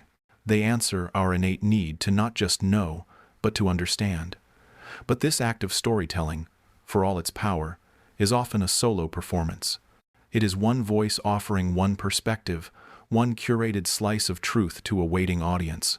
What happens when the question is too vast for any single storyteller? What mysteries are so profound that they demand not one voice, but a chorus? The curiosity that builds a single story is powerful, but it is the precursor to something even greater. The individual narrative is the seed. What grows from it, when planted in the fertile ground of a community, is a forest of interconnected wonder, a collaborative, multi-generational project of inquiry that transcends any single tale. For the deepest truths are rarely discovered in isolation. They are unearthed piece by piece, by many hands, across countless generations. If storytelling is how we preserve a discovery, then what is the mechanism that allows us to build upon it, together? What happens when the solitary act of wondering transforms into the collective endeavor of knowing? Of all the instincts that have propelled us from the savannah to the stars, curiosity might be the most quietly revolutionary. We often picture it as a solitary spark, the lone individual gazing at the stars, the solitary thinker lost in thought. Yet, the grandest questions of our time, decoding the very alphabet of life within DNA, casting a mechanical eye back to the dawn of time with the James Webb Space Telescope, or mapping the intricate constellations of the human brain, are no longer answered by a single mind in a lonely room. They require the synchronized hum of thousands, a symphony of focused intellect. No one is ever truly curious alone. This marks a profound evolution. Once, curiosity was a deeply personal venture. It was the forager, venturing beyond the known path to taste a strange mushroom, a gamble of flavor and potential peril. It was the explorer, charting a river that flowed off the edge of every existing map. Their only companions, the whispers of the wind and the weight of the unknown. Their curiosity was a direct, unmediated conversation between an individual and the mystery before them. But as the frontiers of knowledge expanded, receding into realms of unimaginable complexity, the very nature of our curiosity was forced to transform. The solitary spark, powerful as it was, could not illuminate the vast, intricate caverns of modern science. It had to learn to link with other sparks, to form chains and networks of light. The individual quest had to become a collective expedition. This shift is written into our very biology, a faint echo in our bones and synapses. We did not evolve as solitary predators, relying solely on individual strength and wit. We evolved in groups, in tribes, where survival was a shared project. This required more than just sharing food or offering protection. It demanded the sharing of minds. We learned to distribute risk, to specialize our roles. Some watched for predators, others foraged for specific plants, some tended to the young. This division of labor was the physical manifestation of a cognitive revolution. Our brains, in response, developed a powerful tool, a theory of mind. This is the profound, almost magical ability to not only have our own thoughts and desires, but to model the internal worlds of others, to understand that they, too, possess knowledge, intentions, and curiosities different from our own. It is the bedrock of empathy, but also of collaboration. It allows the astronomer to imagine what the engineer needs to know to grind a lens, and the engineer to understand the astronomer's yearning for a clearer sky. Our neural architecture is wired not for isolation, but for a silent, constant exchange of questions and the fragments of their answers. Is our greatest cognitive gift not just the ability to ask why, but the ability to ask it together? Long before the acronyms of modern big science, CERN, NASA, NIH, there were the original collaborative curiosities of ancient civilizations. These were the first great experiments in collective questioning. Look to the high Andes, where the Inca built stone towers and carefully aligned windows not as fortresses, but as celestial calendars. A priest astronomer might have cited the rising of the Pleiades, But it required a system of runners, a class of scribes, and generations of knowledge keepers to translate that single observation into a calendar that dictated an empire's planting and harvest. In ancient China, teams of court astrologers meticulously logged the guest stars, our supernovae, their shared records, gifting modern astronomers a timeline of stellar death stretching back millennia. The precise Egyptian calendar, so vital for predicting the Nile's life-giving floods, was not the product of one genius but the curated achievement of countless observers, surveyors, and priests, all asking the same relentless question of the sun and the stars. These were not merely projects, they were specialized ecosystems of curiosity, each person a unique organ in a single body dedicated to understanding. What is a civilization, if not a pact between the living, the dead, and the yet-to-be-born, to continue asking the same fundamental questions? Today, this collective endeavor has reached a scale our ancestors could never have conceived. The Human Genome Project was not a race won by a single runner. It was a global relay, with teams across continents painstakingly sequencing fragments of code, their work only meaningful when uploaded to a shared digital commons. The colossal machine at CERN, probing the fundamental constituents of matter, is operated by a nation-sized collaboration of physicists, technicians, and programmers from over 100 countries. A rover on Mars is the mechanical embodiment of 10,000 curious minds, geologists, atmospheric scientists, computer engineers, each contributing a puzzle piece to a picture too vast for anyone to hold. The questions have grown so enormous that they have surpassed the capacity of any individual intellect. Our curiosity has had to weave itself into a distributed network, a global brain where the neuron of one specialist fires in concert with another halfway across the globe.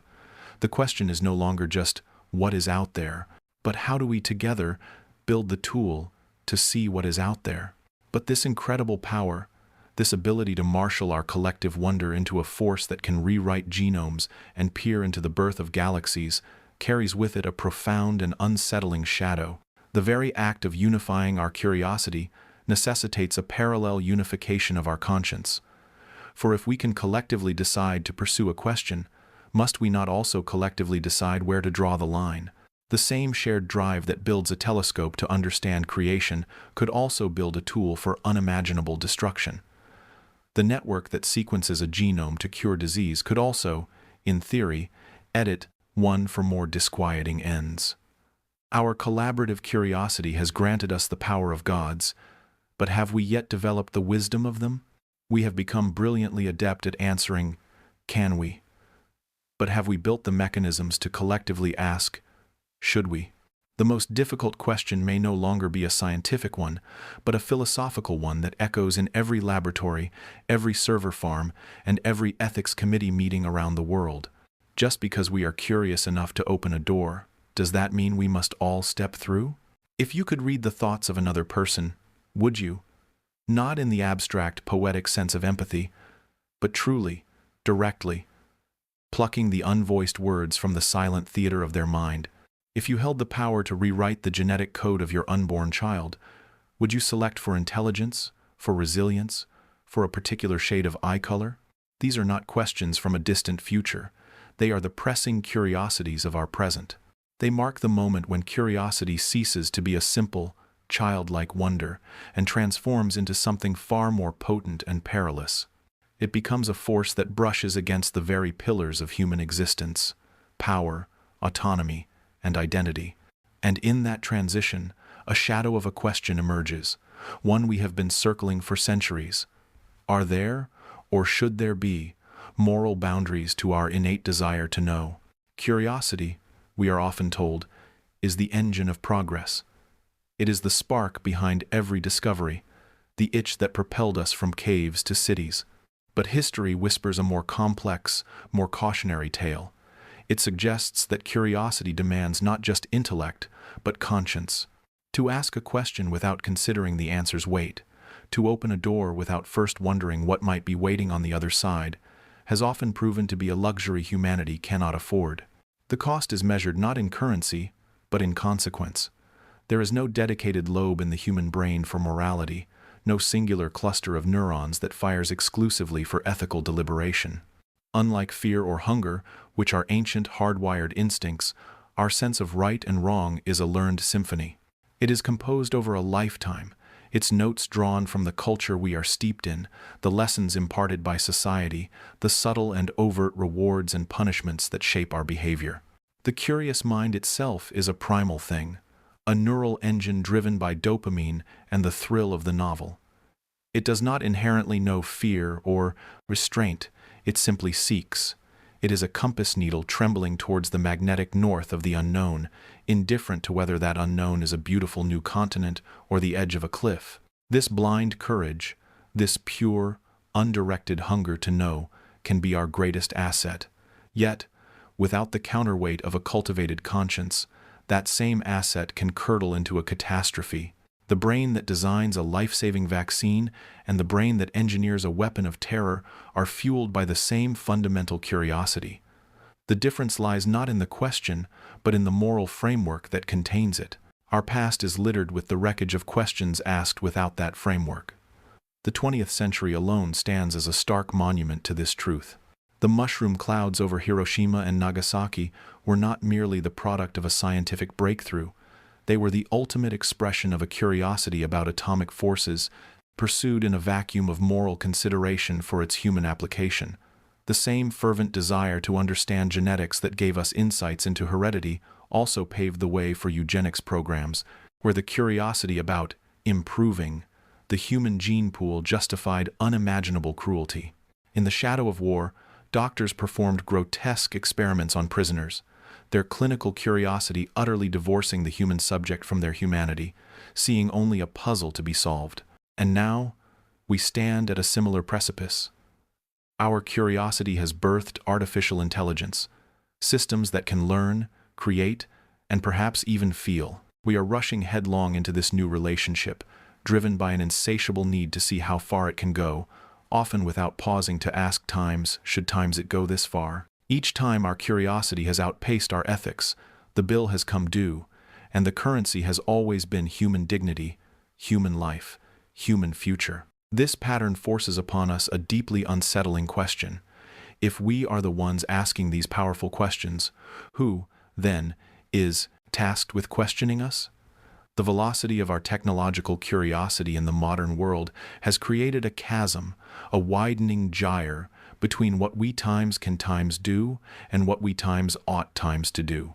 Our ethical frameworks, built for a slower, more analog age, struggle to keep pace. We can now edit the very source code of life with CRISPR, snipping and altering genes with a precision that was once the realm of science fiction. But do we have the collective wisdom to decide which edits are healing and which are hubris? Deepfake technology allows us to craft perfect digital lies, a curiosity about image and sound manipulation that now threatens the very fabric of truth and trust. Our data is harvested on an industrial scale, a relentless curiosity about human behavior patterns that fuels empires of commerce and influence, often without our meaningful consent. And artificial intelligence now probes the deepest realms of human experience, learning to recognize and replicate our emotions. It is a curiosity that operates by proxy, a machine asking questions on our behalf, learning our secrets, and reflecting our biases back at us with chilling neutrality. In this new landscape, the responsibility is diffuse, the accountability blurred. The curiosity is ours, but the consequences are often outsourced to algorithms and boardrooms, leaving us to wonder, when the inevitable mistake is made or the line is crossed, who will be there to take the blame? Who holds the mirror?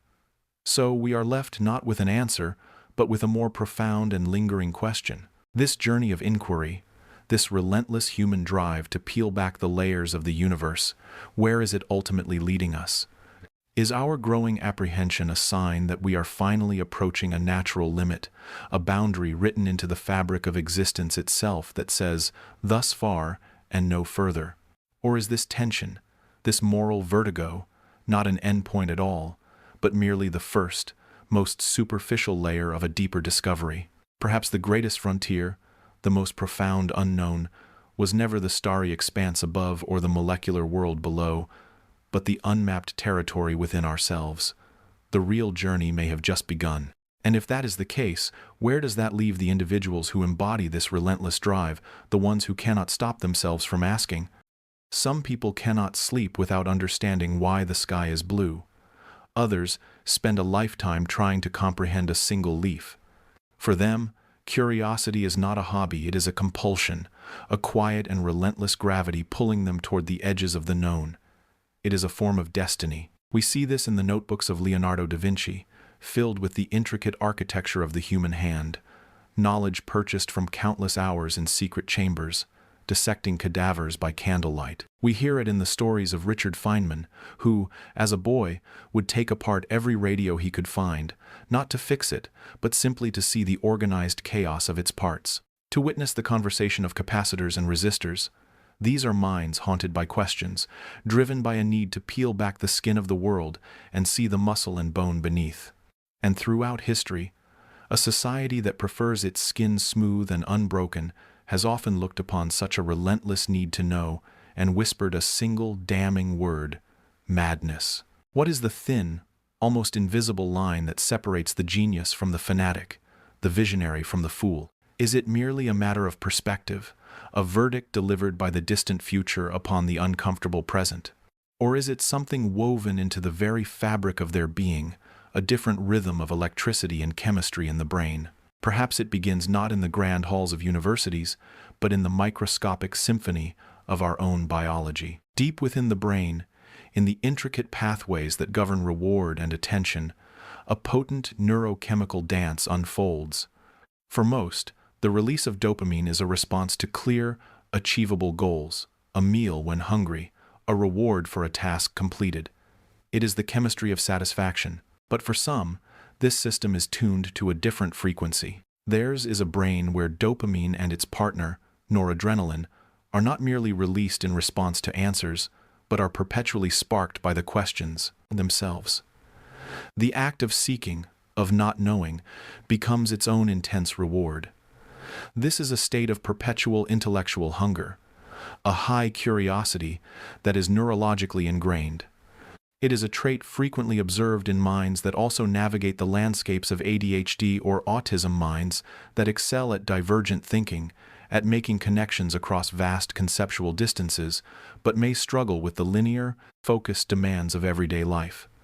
Is this a disorder, or is it simply a different operating system, one optimized not for social ease, but for the relentless pursuit of the unseen pattern? Could the very wiring that marks a person as other in a conventional world be the same wiring that allows them to see a completely different world altogether?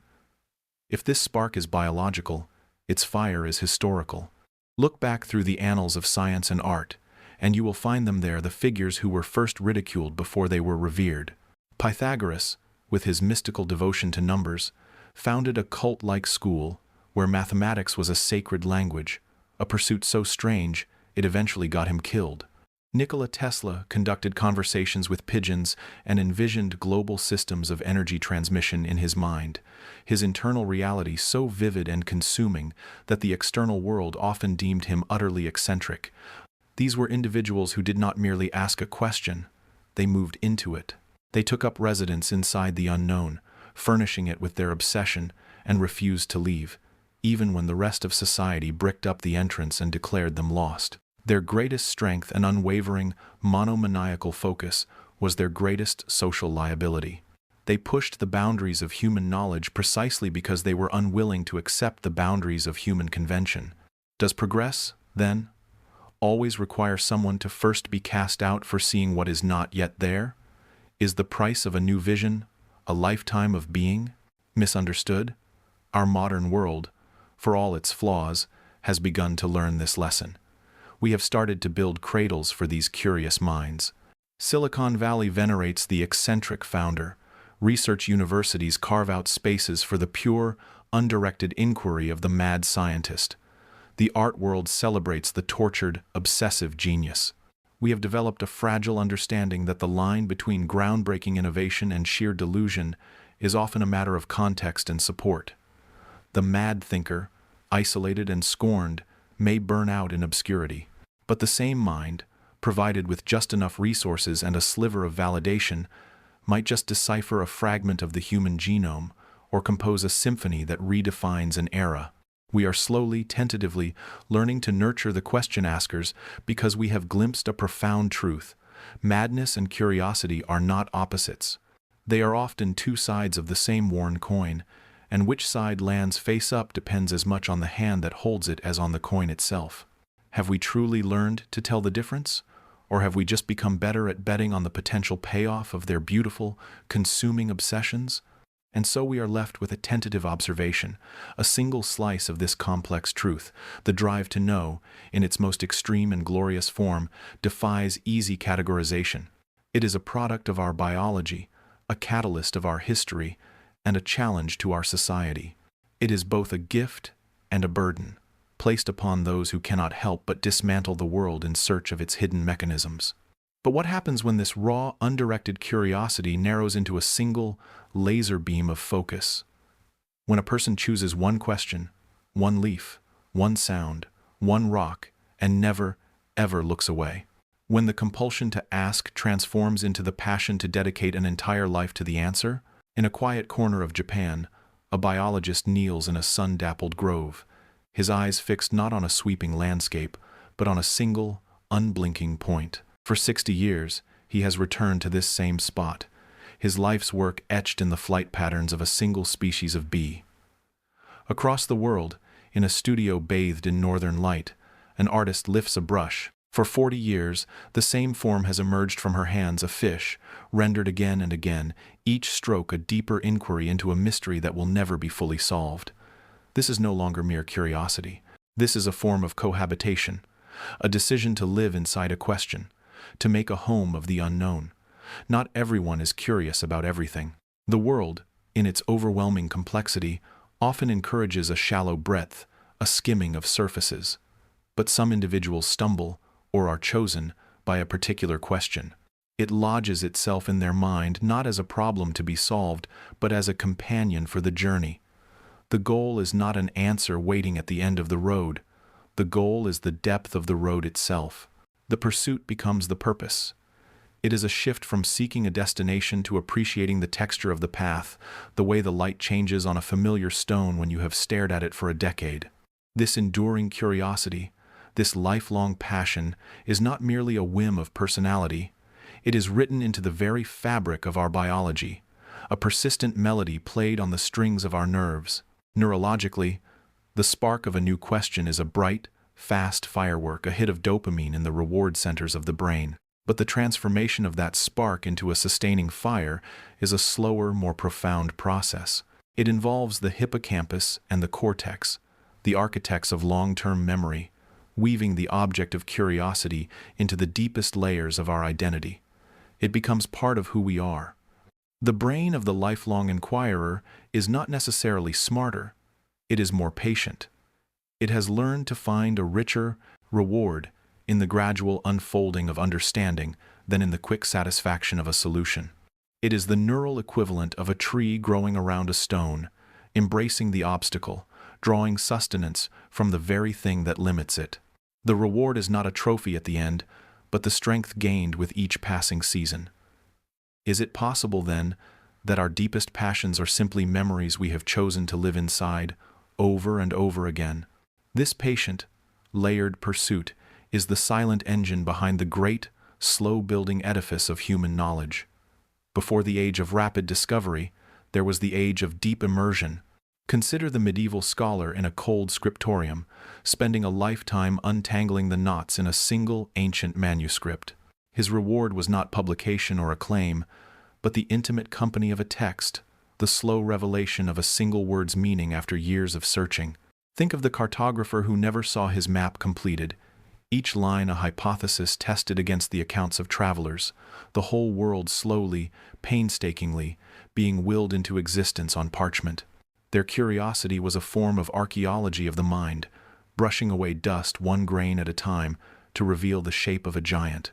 They understood that the journey times was times the destination, and that the true discovery was not a fact, but a relationship with the subject itself. The knowledge they built was not a tower reached by a swift elevator, but a cathedral constructed stone by stone, each one placed with reverence. What is our modern, vast internet of facts but a shallow ocean? And what are these deep dives of the past but the trenches that reach its profoundest, most mysterious depths? In our modern era of multitasking and endless distraction, the act of dedicating a life to a single question feels almost radical. It is an act of quiet resistance against the cult of productivity and the tyranny of the new. It is a humanistic rebellion that asserts a simple, profound truth. Some things that are worth knowing slowly. In a world shouting for our attention with 10-second videos and endless scrolling feeds, the man watching the bee and the woman painting the fish are engaged in a revolutionary act. They are not being inefficient. They are practicing a different form of time. They are measuring their lives not in hours, but in layers of understanding. Their work whispers that depth is a value in itself, that mastery is not about owning a subject, but about being owned by it, humbled before its infinite complexity. In a culture that prizes the quick answer, what does it mean to champion the slow, enduring question? And so we see that this enduring curiosity, this lifelong passion, is far more than an intellectual exercise. It is a full-bodied engagement with the world, a thing of emotion as much as of thought. It requires love. It demands patience. It brings frustration and joy in equal measure. It is a commitment to truly see another thing, a bee, a fish, a equation, a historical moment, and in doing so, to see the universe reflected in its particularities. This kind of curiosity is not a cold clinical dissection. It is a warm, sustained gaze. It is the recognition that to know something deeply is to love it in a way, to find its fate intertwined with your own. And if that is true, then perhaps the line between a profound curiosity and another human obsession is thinner than we think. It feels the same, the constant pull of thought, the heart-quickening thrill of a new insight, the ache of absence when you are away from your subject. It makes you want to live longer, to see what happens next. It is a hunger that is never fully sated, a question that never fully answers itself. What else, then, feels exactly like this? What other human experience possesses the same power to cause such exquisite suffering and sublime excitement, to make the future feel necessary? 1. To love someone is to feel a deep, almost gravitational pull, to know everything about them, the stories they tell with ease, the memories they keep locked away, even the silent thoughts that flicker behind their eyes. Curiosity, in its purest form, is a similar pull, but toward the unknown itself, a desire to understand something you have never before touched. They feel like two distinct yearnings, one for a person and one for a phenomenon. Yet, they share a common heartbeat, a relentless, driving need to reach beyond the self and connect. Could it be that love and curiosity are not separate forces at all, but different expressions of the same primal instinct? A single human impulse wearing two different masks? When we love, we are not merely attracted. We are compelled to explore endlessly. We map the constellations of another's soul with the dedication of cartographers charting unknown worlds. And curiosity operates with the same fierce intensity. It is the itch in the mind that must be scratched, the question that refuses to be silenced. Both are engines of our behavior, capable of launching us to sublime heights of joy and discovery, or plunging us into the depths of obsession and anguish. They are the twin flames that have illuminated our greatest triumphs and our most profound follies throughout history. What is it about this combination of desire and discovery that makes it the most powerful motivator we possess? Is the pain of the search simply the price we pay for the ecstasy of the find? Beneath the poetry of these experiences lies a stark, biological reality. Deep within the ancient architecture of the human brain, both love and curiosity light up the same intricate circuitry. The journey begins with dopamine, the molecule of anticipation. It is the chemical whisper of time's what if, the thrill of the chase that floods our system, whether we are deciphering a cryptic text message from a new love or deciphering the cryptic symbols in a cave painting. This is not the reward itself, but the delicious, agonizing promise of it, the neural substrate of hope and want.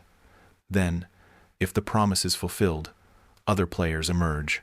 Oxytocin, the so-called cuddle hormone, seals the deal. It builds the bonds of trust and attachment, whether that bond is with a partner whose presence suddenly feels like home, or with a new idea that finally clicks into place, creating a sense of belonging in the universe. Scans show the brain's reward centers the nucleus accumbens, the ventral tegmental area glowing with activity for the lover gazing at a photograph and for the scientist on the verge of a breakthrough.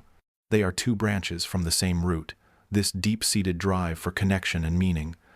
The brain, it seems, does not distinguish between the joy of knowing a person and the joy of knowing a truth. So, are we merely chemical vessels, programmed to seek out that which makes our neurons fire in pleasing patterns? Or is this biology merely the instrument, and love and curiosity the music it was always meant to play? This duet is not a new invention.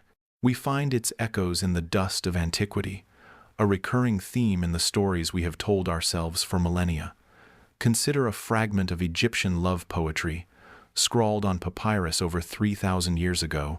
The speaker aches for their beloved, listing the things they adore, the sound of their voice, the grace of their walk.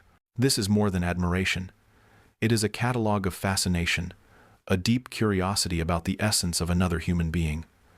The great Greek tragedies hinge on this very interplay. Oedipus is arguably history's most famously curious man. His relentless pursuit of a truth, however terrible, mirrors the relentless pursuit of a beloved. His quest is a dark form of love, a love for an answer, for resolution that ultimately destroys him. In both cases, the drive to know is absolute and catastrophic. Later, the troubadours and poets would sing of courtly love, which was often less about possession and more about the endless, curious pursuit of the ideal in another person. The romantic novel is, at its heart, the story of two people undertaking a mutual expedition into each other's inner worlds. To love is to be perpetually curious about one person, a single, fascinating, and forever unfamiliar interior universe. If these stories are our mirrors, what does it say about us that we have always fused the narrative of love with the thrill of the search? Have we always understood that to stop being curious is to stop truly loving? Yet, in our modern world, something is shifting. We live in an age of unprecedented access to both information and people, but this abundance may be diluting the very qualities it promises to serve. Love is often commodified, packaged into the rapid swipes and instant gratifications of dating apps, a marketplace where connections are made and discarded with the efficiency of a stock trade. The slow, patient, and often frustrating work of truly knowing someone is outsourced to algorithmically generated profiles, reducing a human soul to a list of preferences. Similarly, curiosity is being reshaped. Our innate desire to explore is now funneled through digital platforms that offer a pre-chewed version of the world. Algorithms study our whims and feed us an endless stream of content that confirms what we already like, what we already know. We are served answers to questions we never asked, short-circuiting the rewarding struggle of formulating the question ourselves. The great journey of discovery is replaced by a curated tour. In this environment, we are losing the capacity for deep, meandering, mutual exploration, the kind that requires time, patience, and the bravery to encounter the truly unknown in another person. And in losing that, do we not risk making both our love and our knowledge perpetually shallow? If the reward system in our brain thrives on the effort of the search, what happens to us when the search is eliminated? Do we, in our comfort, starve our own souls? This erosion of deep engagement suggests that the health of our love and the vitality of our curiosity are intertwined. They feed the same soil. To neglect one is to impoverish the other. Perhaps the ache we sometimes feel, a sense of flatness in our relationships and a boredom with the world, is a withdrawal symptom from this diminished capacity to wonder, to seek, to be genuinely surprised by another consciousness. But what if there is another path to that surprise? A different, lighter response to the unexpected that also begins with a gasp of novelty and ends in a moment of connection, one that makes us laugh even as we learn. A good joke lands not with a thud, but with a spark. It is a tiny, controlled explosion in the mind, a moment where the world tilts on its axis and then snaps back into place, forever slightly altered. We feel the surprise, first a sudden, delightful wrongness, and then the swift, satisfying click of understanding. And in that moment, as laughter escapes us, We are not merely releasing tension. We are, in a very real sense, learning. The same circuit has been tripped, the same reward given, as when a curious child finally understands why the sky is blue. Humor and curiosity, it seems, are not distant cousins but siblings, born from the same primal source, the joy of a surprised mind, making a new connection. Both humor and curiosity are master thieves, specializing in the art of robbing us of our expectations. They exploit a fundamental mechanism of human cognition, the prediction error. Our brains are magnificent prediction engines, constantly forecasting the future based on the past. They build models of how the world works, from the trajectory of a thrown ball to the expected punchline of a story. This is efficient. It saves precious energy, but it also builds walls.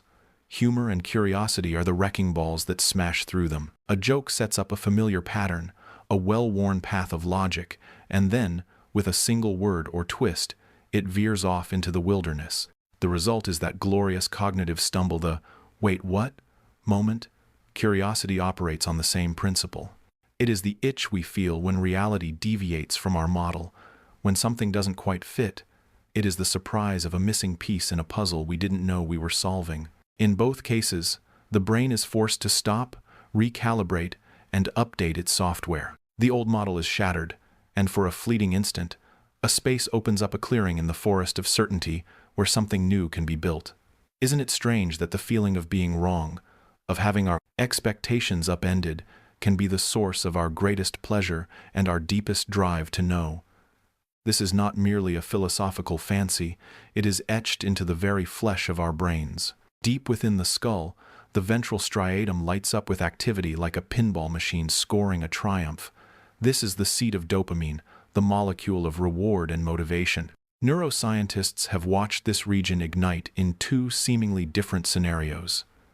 The moment a test subject finally grasps a complex concept, and the split second after they hear the punchline of a joke, the same chemical reward floods the system for both the aha of discovery and the ha-ha of comedy.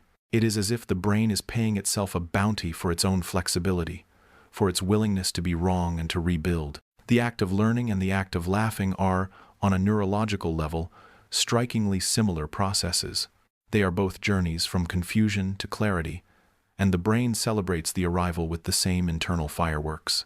What does it say about us that our highest faculty for reason is wired to find joy in its own momentary failures? This dance between expectation and surprise is an ancient human ritual, a way of mapping a bewildering world. Long before fMRI scanners, the great comedies of ancient Greece were exploring this terrain.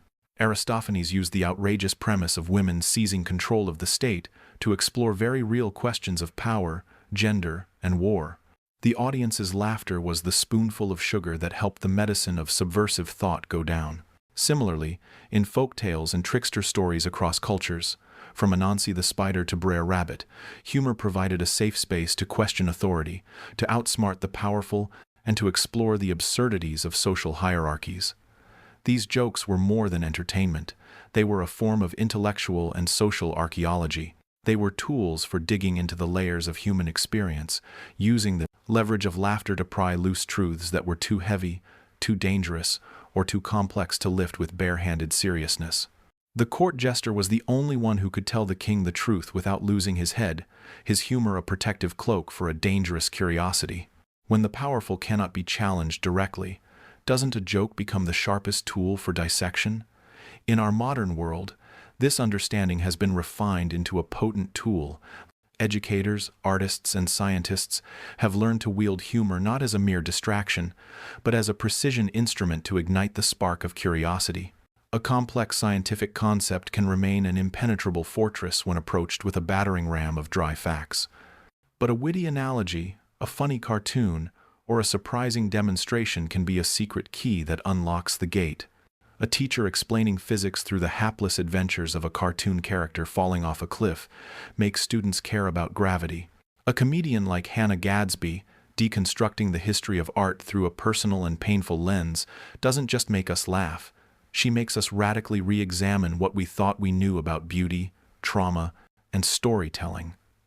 In these instances, Humor does the heavy lifting of engagement, creating an emotional entry point for intellectual curiosity. The laugh is the hook, and the question that follows is the line that pulls us into deeper waters. Could it be that the most effective way to make someone care about a profound truth is first to make them laugh at a surprising one? And so we circle back, laughter echoing into curiosity, and curiosity leading us inevitably inward.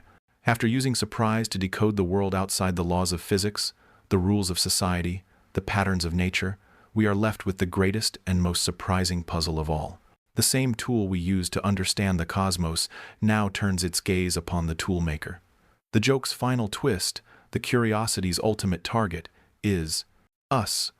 From the ancient Delphic maxim, "Know thyself," to the modern couch of the psychoanalyst, the journey has always been driven by this profound and puzzling need to understand the source of the understanding itself. Every laugh at a joke that reveals a human truth, every moment of curiosity about why we act the way we do, is a small step on this endless expedition.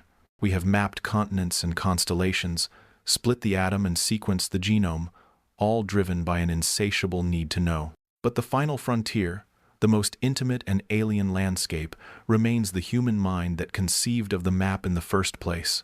After all, if humor and curiosity are the keys we have forged to unlock the mysteries of the universe, what does the shape of those keys tell us about the locksmith who made them? We can chart the distant glow of nebulae and trace the paths of subatomic particles, yet the question that haunts us most persistently is not written in the stars or hidden within the atom. It is etched into the very fabric of our consciousness. Who am I? What does it mean to be human?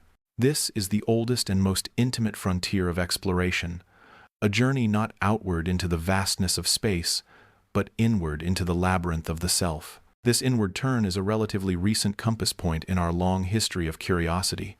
For centuries, our gaze was fixed on the external world, on mapping continents, naming stars, and taming forces of nature. But then, something shifted. The work of thinkers like Freud cracked open a new dimension of reality, suggesting that the most uncharted and potent territory lay within the human psyche. This was no longer about conquering external wilderness, but about navigating the internal one.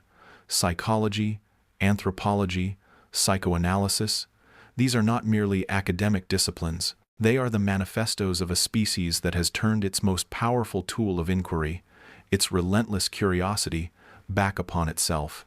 They are the sustained, collective effort to read the map of our own souls, to understand the very instrument that is doing the understanding. This journey inward begins not with a thought, but with a biological marvel. Nestled within the cradle of our skulls is an organ of such bewildering complexity that it has become the universe's only known means of contemplating itself. This is the human brain, and its most profound feature is not mere intelligence, but metacognition, the ability to think about thinking itself. A predator stalks its prey with a singular, efficient focus on the external goal, but we, the hunters of meaning, can lie in wait for our own thoughts. We can observe the impulse to act, question the origin of a feeling, and even doubt our own doubts. This internal feedback loop is the biological seed of self-curiosity, a silent conversation between the mind and its own contents. It is what allows us to not just experience hunger, but to ponder the nature of desire, to not just feel fear, but to interrogate the roots of anxiety. Where does the thinker end and the thought begin? This neural architecture transforms us from mere actors in a drama into the audience, critic, and playwright of our own internal narrative, all at once.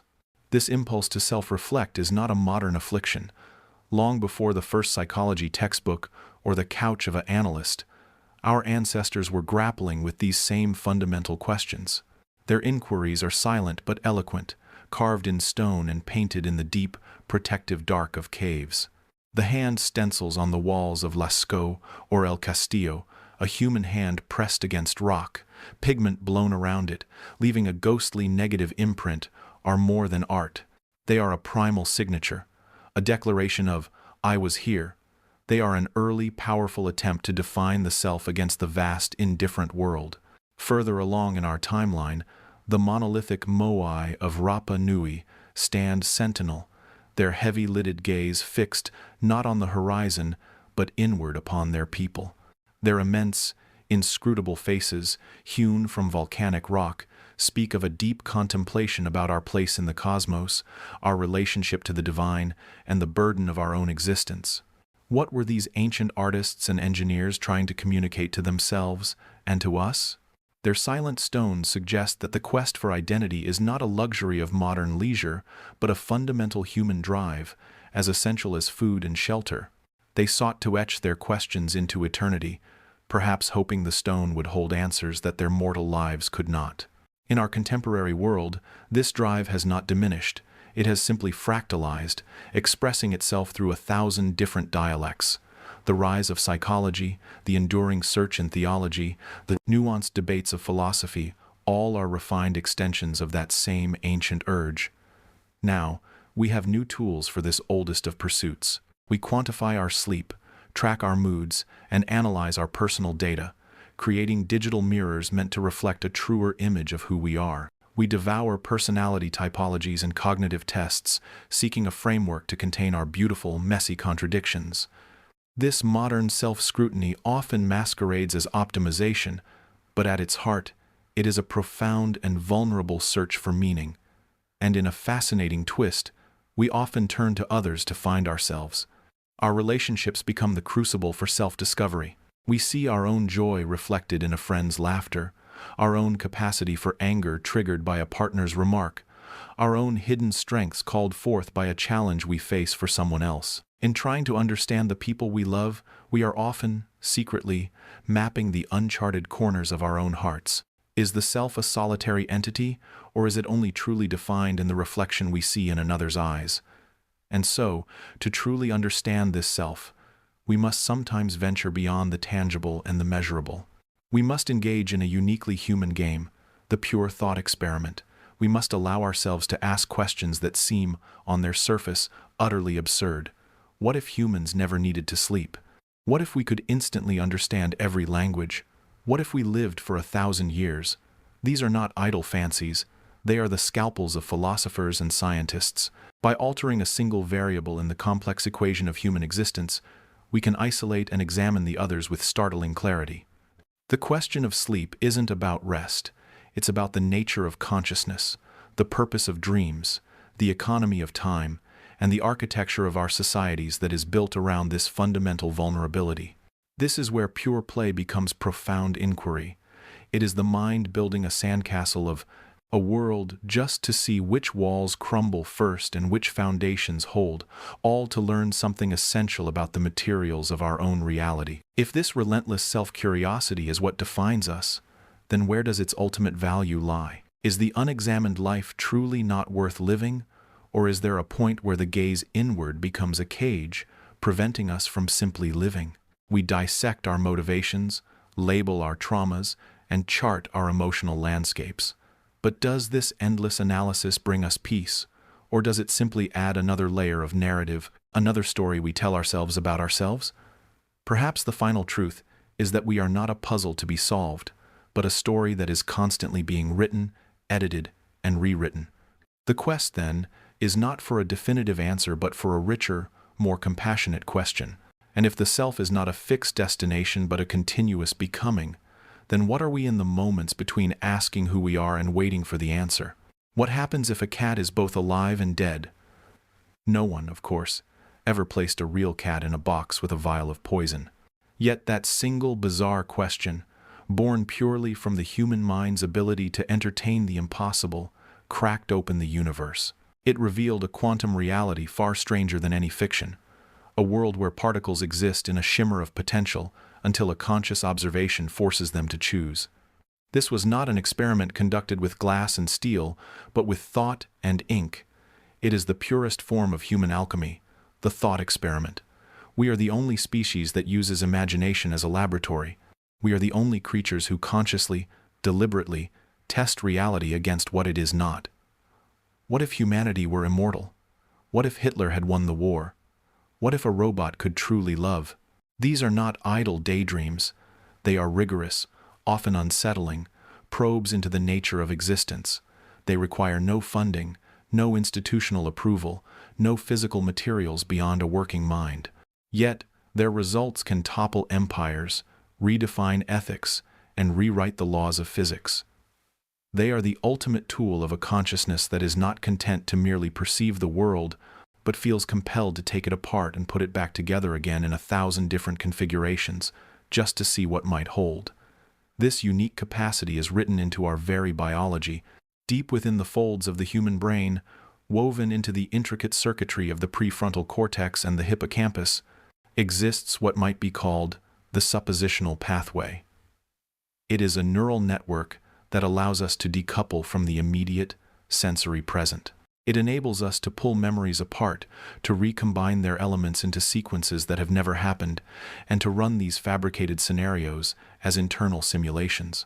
We can feel the phantom anxiety of a missed step that never occurred, the ghost of a joy from an event that remains forever in the future. This is the engine of our foresight and our fear. It is the biological cradle of every story ever told, every plan ever made, and every regret ever harbored. It allows us to rehearse a difficult conversation, design a skyscraper, or contemplate the afterlife, all within the private theater of the mind. What does it mean that our greatest evolutionary advantage is, fundamentally, our ability to consciously lie to ourselves? This practice of running thought-based simulations is not a modern indulgence, it is the very bedrock of civilization. Plato's allegory of the cave was a thought experiment that challenged an entire society's perception of reality and shadow, laying the groundwork for Western philosophy. Centuries later, Montaigne used hypothetical scenarios to dissect human nature with a gentle, probing skepticism, asking his readers to judge a man not in comfort, but in adversity. In more recent history, Orwell's 1984 was not a prediction, but a terrifyingly logical extension of totalitarian trends, a simulation that armed generations against the slow creep of tyranny. Asimov's 3 laws of robotics were not engineering blueprints, but an ethical playground, a framework for exploring the unintended consequences of our own creations. Each of these mental models, from the ancient to the modern, served as a catalyst, shifting the tectonic plates of religion, politics, and science. The ability to engage in logical imagination was not a minor cultural development, it was a pivotal turning point in our intellectual evolution. When did a story stop being mere entertainment and become a crucial tool for societal survival? In our modern world, this ancient impulse has not faded. It has been industrialized, democratized, and spectacularized. Science fiction films are not escapes from reality, but collective rehearsals for it, allowing millions to viscerally experience the ethical quandaries of artificial intelligence or interstellar colonization long before we face them. Complex video games are vast, interactive thought experiments, simulating everything from city governance to post-apocalyptic survival, teaching systemic thinking and consequence management. Economists and policymakers run countless models, virtual worlds of data where they tweak interest rates or simulate pandemic responses, attempting to glimpse the shadow of a future outcome. This is not play, in the trivial sense. It is a profound and necessary preparation. We are building cognitive immune systems, inoculating our collective psyche against the shock of the new by living through it first in the realm of the imagined. But in building these elaborate simulators to predict and control the future, are we truly preparing for its chaos? Or are we merely building more detailed cages for our expectations? Yet, for all its power to illuminate and prepare, the thought experiment is not a benign tool. It is a double-edged sword, and its cuts can be deep and permanent. Not every question leads to comfort. Not every simulated outcome brings hope. There are thoughts that, once thought, cannot be unthought. There are doors of perception that, once opened, cannot be closed. The same faculty that allows us to imagine utopia forces us to conceive of hell. The same mental machinery that designed the vaccine could also blueprint the bomb. We can run a simulation of perfect love, and in its flawless digital rendering, feel the aching absence of its reality. We can model a future of environmental collapse with such chilling accuracy that it paralyzes us in the present. The answer to a hypothetical can sometimes leave a very real, very permanent scar on the soul. The knowledge gained becomes a weight, altering the knower irrevocably. Oppenheimer, upon witnessing the first successful detonation of the atomic bomb, recalled a line from Hindu scripture, "Now I am become death, the destroyer of worlds." He was not speaking of a personal malevolence, but of a profound and terrifying shift in understanding. The thought experiment that began with an equation on a chalkboard had reached its logical, devastating conclusion. The knowledge was now in the world, and it changed everything. He could not go back. Humanity could not go back. The simulation had ended, but the consequences were forever real. This is the ultimate price of the suppositional pathway. Once you have truly imagined the unthinkable, can you ever again find solace in the merely thinkable? When the first atomic fireball bloomed over the New Mexico desert, a silence fell, deeper than the desert night. Robert Oppenheimer, the man who had pulled the very stars down to earth, watched the primal fury he had unleashed. He did not cheer. He did not celebrate. He simply breathed a line from an ancient Hindu scripture, a whisper swallowed by the wind. "Now I am become death, the destroyer of worlds." In that cataclysm of light, a new kind of knowledge was born, searing and absolute. It was a knowledge that could not be unknown, a truth that carried its own profound and terrible weight. He had sought to understand the fabric of the universe, and in doing so, he had unraveled something fundamental within the human soul itself. This is the paradox of our curiosity. We are driven by an insatiable need to see, to understand, to peel back the layers of reality. Yet some revelations come at a cost. There is a price for knowing too much. To learn of our own mortality, to grasp the cold mechanics of our fragility, to stare into the historical abyss of human cruelty, this knowledge can fracture a mind. It can place a permanent filter over the world, tinting every sunrise with the memory of darkness. And yet, the pull is irresistible. We are the species that cannot leave the stone unturned, even when we suspect the scorpion waits beneath. We approach the forbidden door, hand trembling, not in spite of the potential for pain, but almost because of it. What is this bargain we are forever making, trading our innocence for a glimpse of the truth?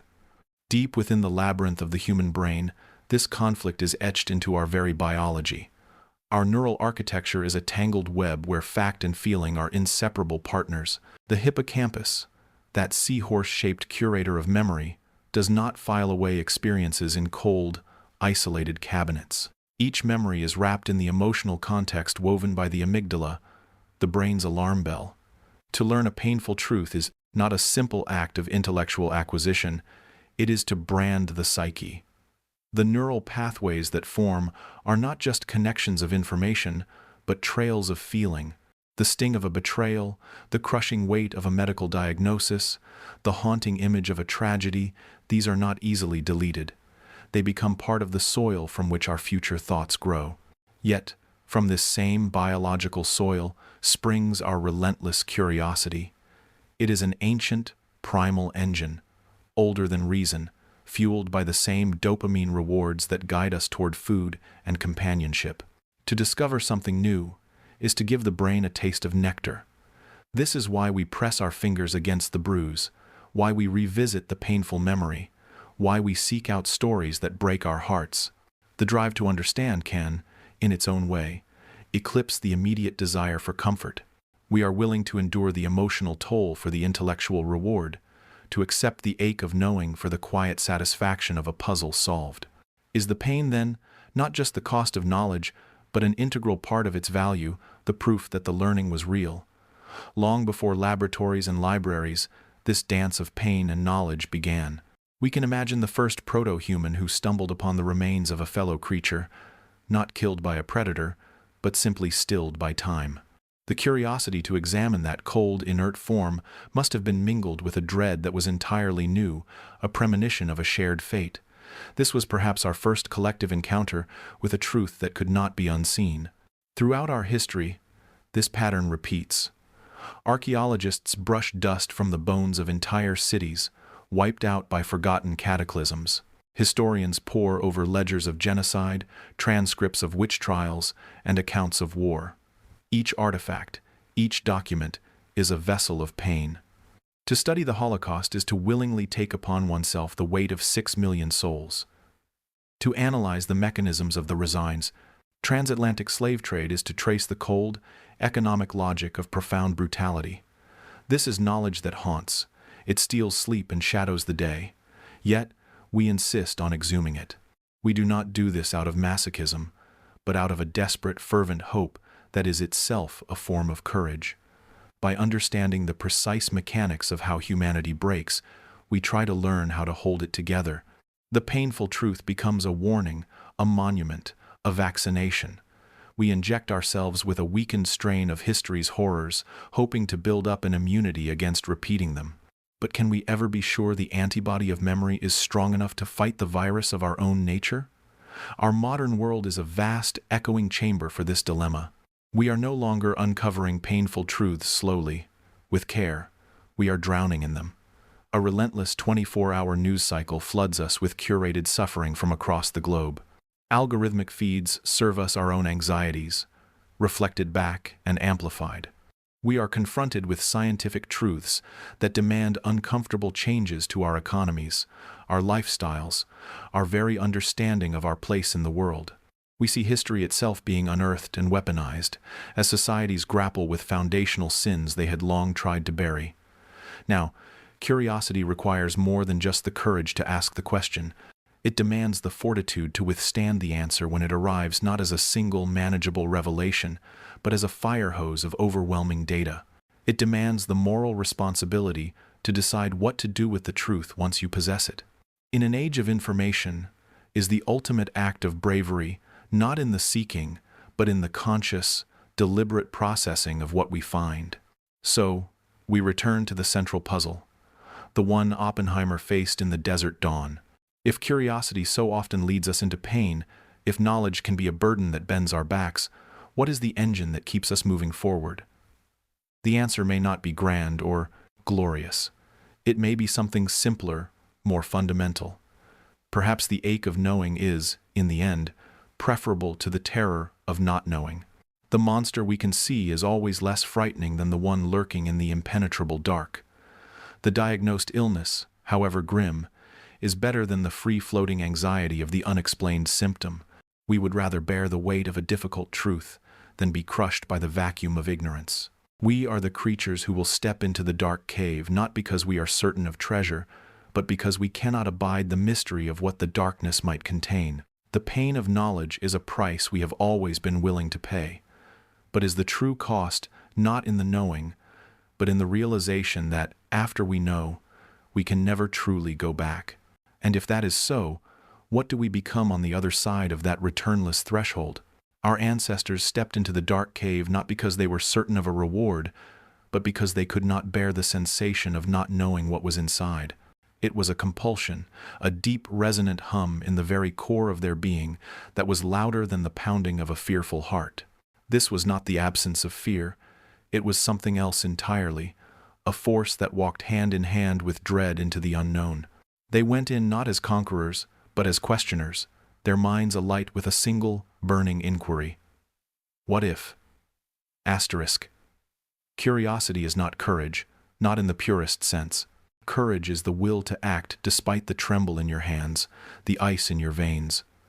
Curiosity, however, is a subtle alchemist. It does not eliminate fear, it simply reframes the entire encounter. When we ask a question, any question, we shift our role in the universe's grand narrative.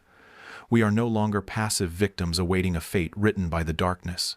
We become active participants, investigators of the unknown. The moment we formulate that query, we seize a sliver of control.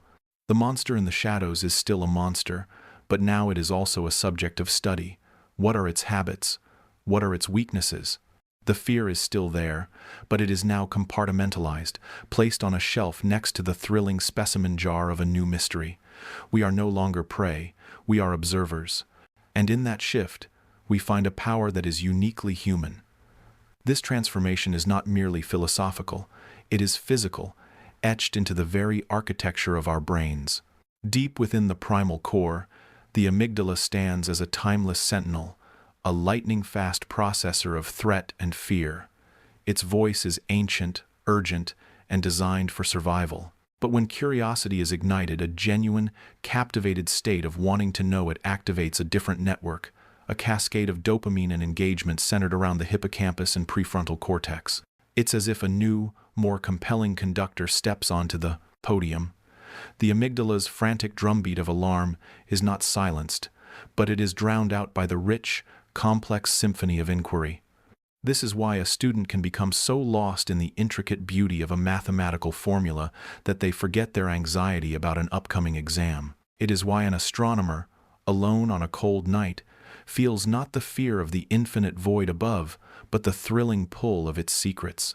The brain, in its quest for an answer, temporarily mutes the system shouting about potential danger. The question becomes a shield, and the pursuit of its answer, a sanctuary. But what does it mean that our greatest tool for exploration is also a neurological mechanism for suppressing our most fundamental instinct? Our history is not a chronicle of the strongest, but of the most inquisitive. We emerged onto the savannas without the claws of a lion, the speed of a cheetah, or the hide of a rhinoceros. Our initial inheritance was fragility and fear. Every shadow held a predator, every unknown sound a potential threat. Our first true weapon was not a spear, but a question. What path does the herd migrate? What happens if I rub these two stones together? What root eased that pain? Each answer was a victory, a small torch lit against the encompassing night. The mastery of fire was not just a technological leap, it was a psychological one.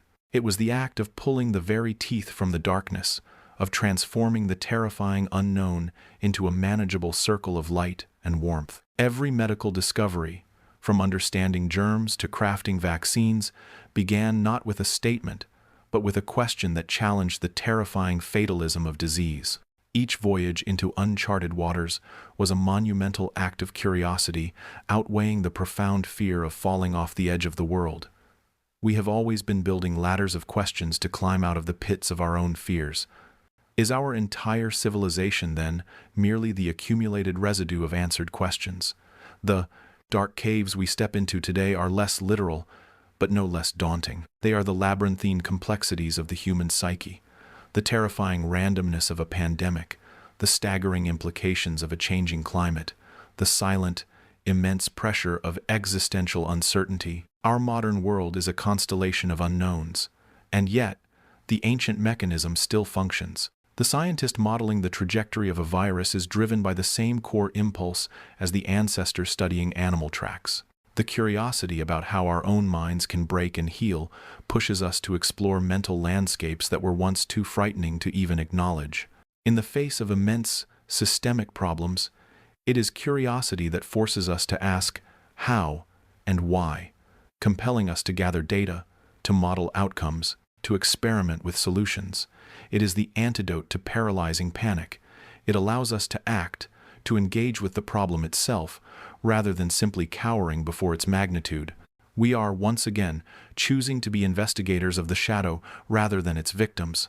But does this tool, forged in a world of immediate physical threats, remain sharp enough for the abstract, existential dread of the modern age? This relentless, questioning spirit is more than a mere trait. It is our evolutionary superpower. It is the invisible engine that has propelled a fragile, fearful ape to the very precipice of the stars. We could not outrun our predators, so we outthought them. We could not withstand the elements, so we unraveled their secrets and built shelters against them. This compulsion to ask, to learn, and to tirelessly pass that knowledge down through generations has allowed us to conquer our planet not through brute force, but through the sheer, unstoppable power of a shared idea. It is the thread that connects the first handprint on a cave wall to the lines of code on a digital screen. It is the reason we are still here. And so, we are left to wonder, if this insatiable need to know is what allowed us to survive the darkness of our past, is it also the one force that can compel us to walk, eyes open, into the uncertain light of our future? What new, unimaginable fear might we have to ask about next?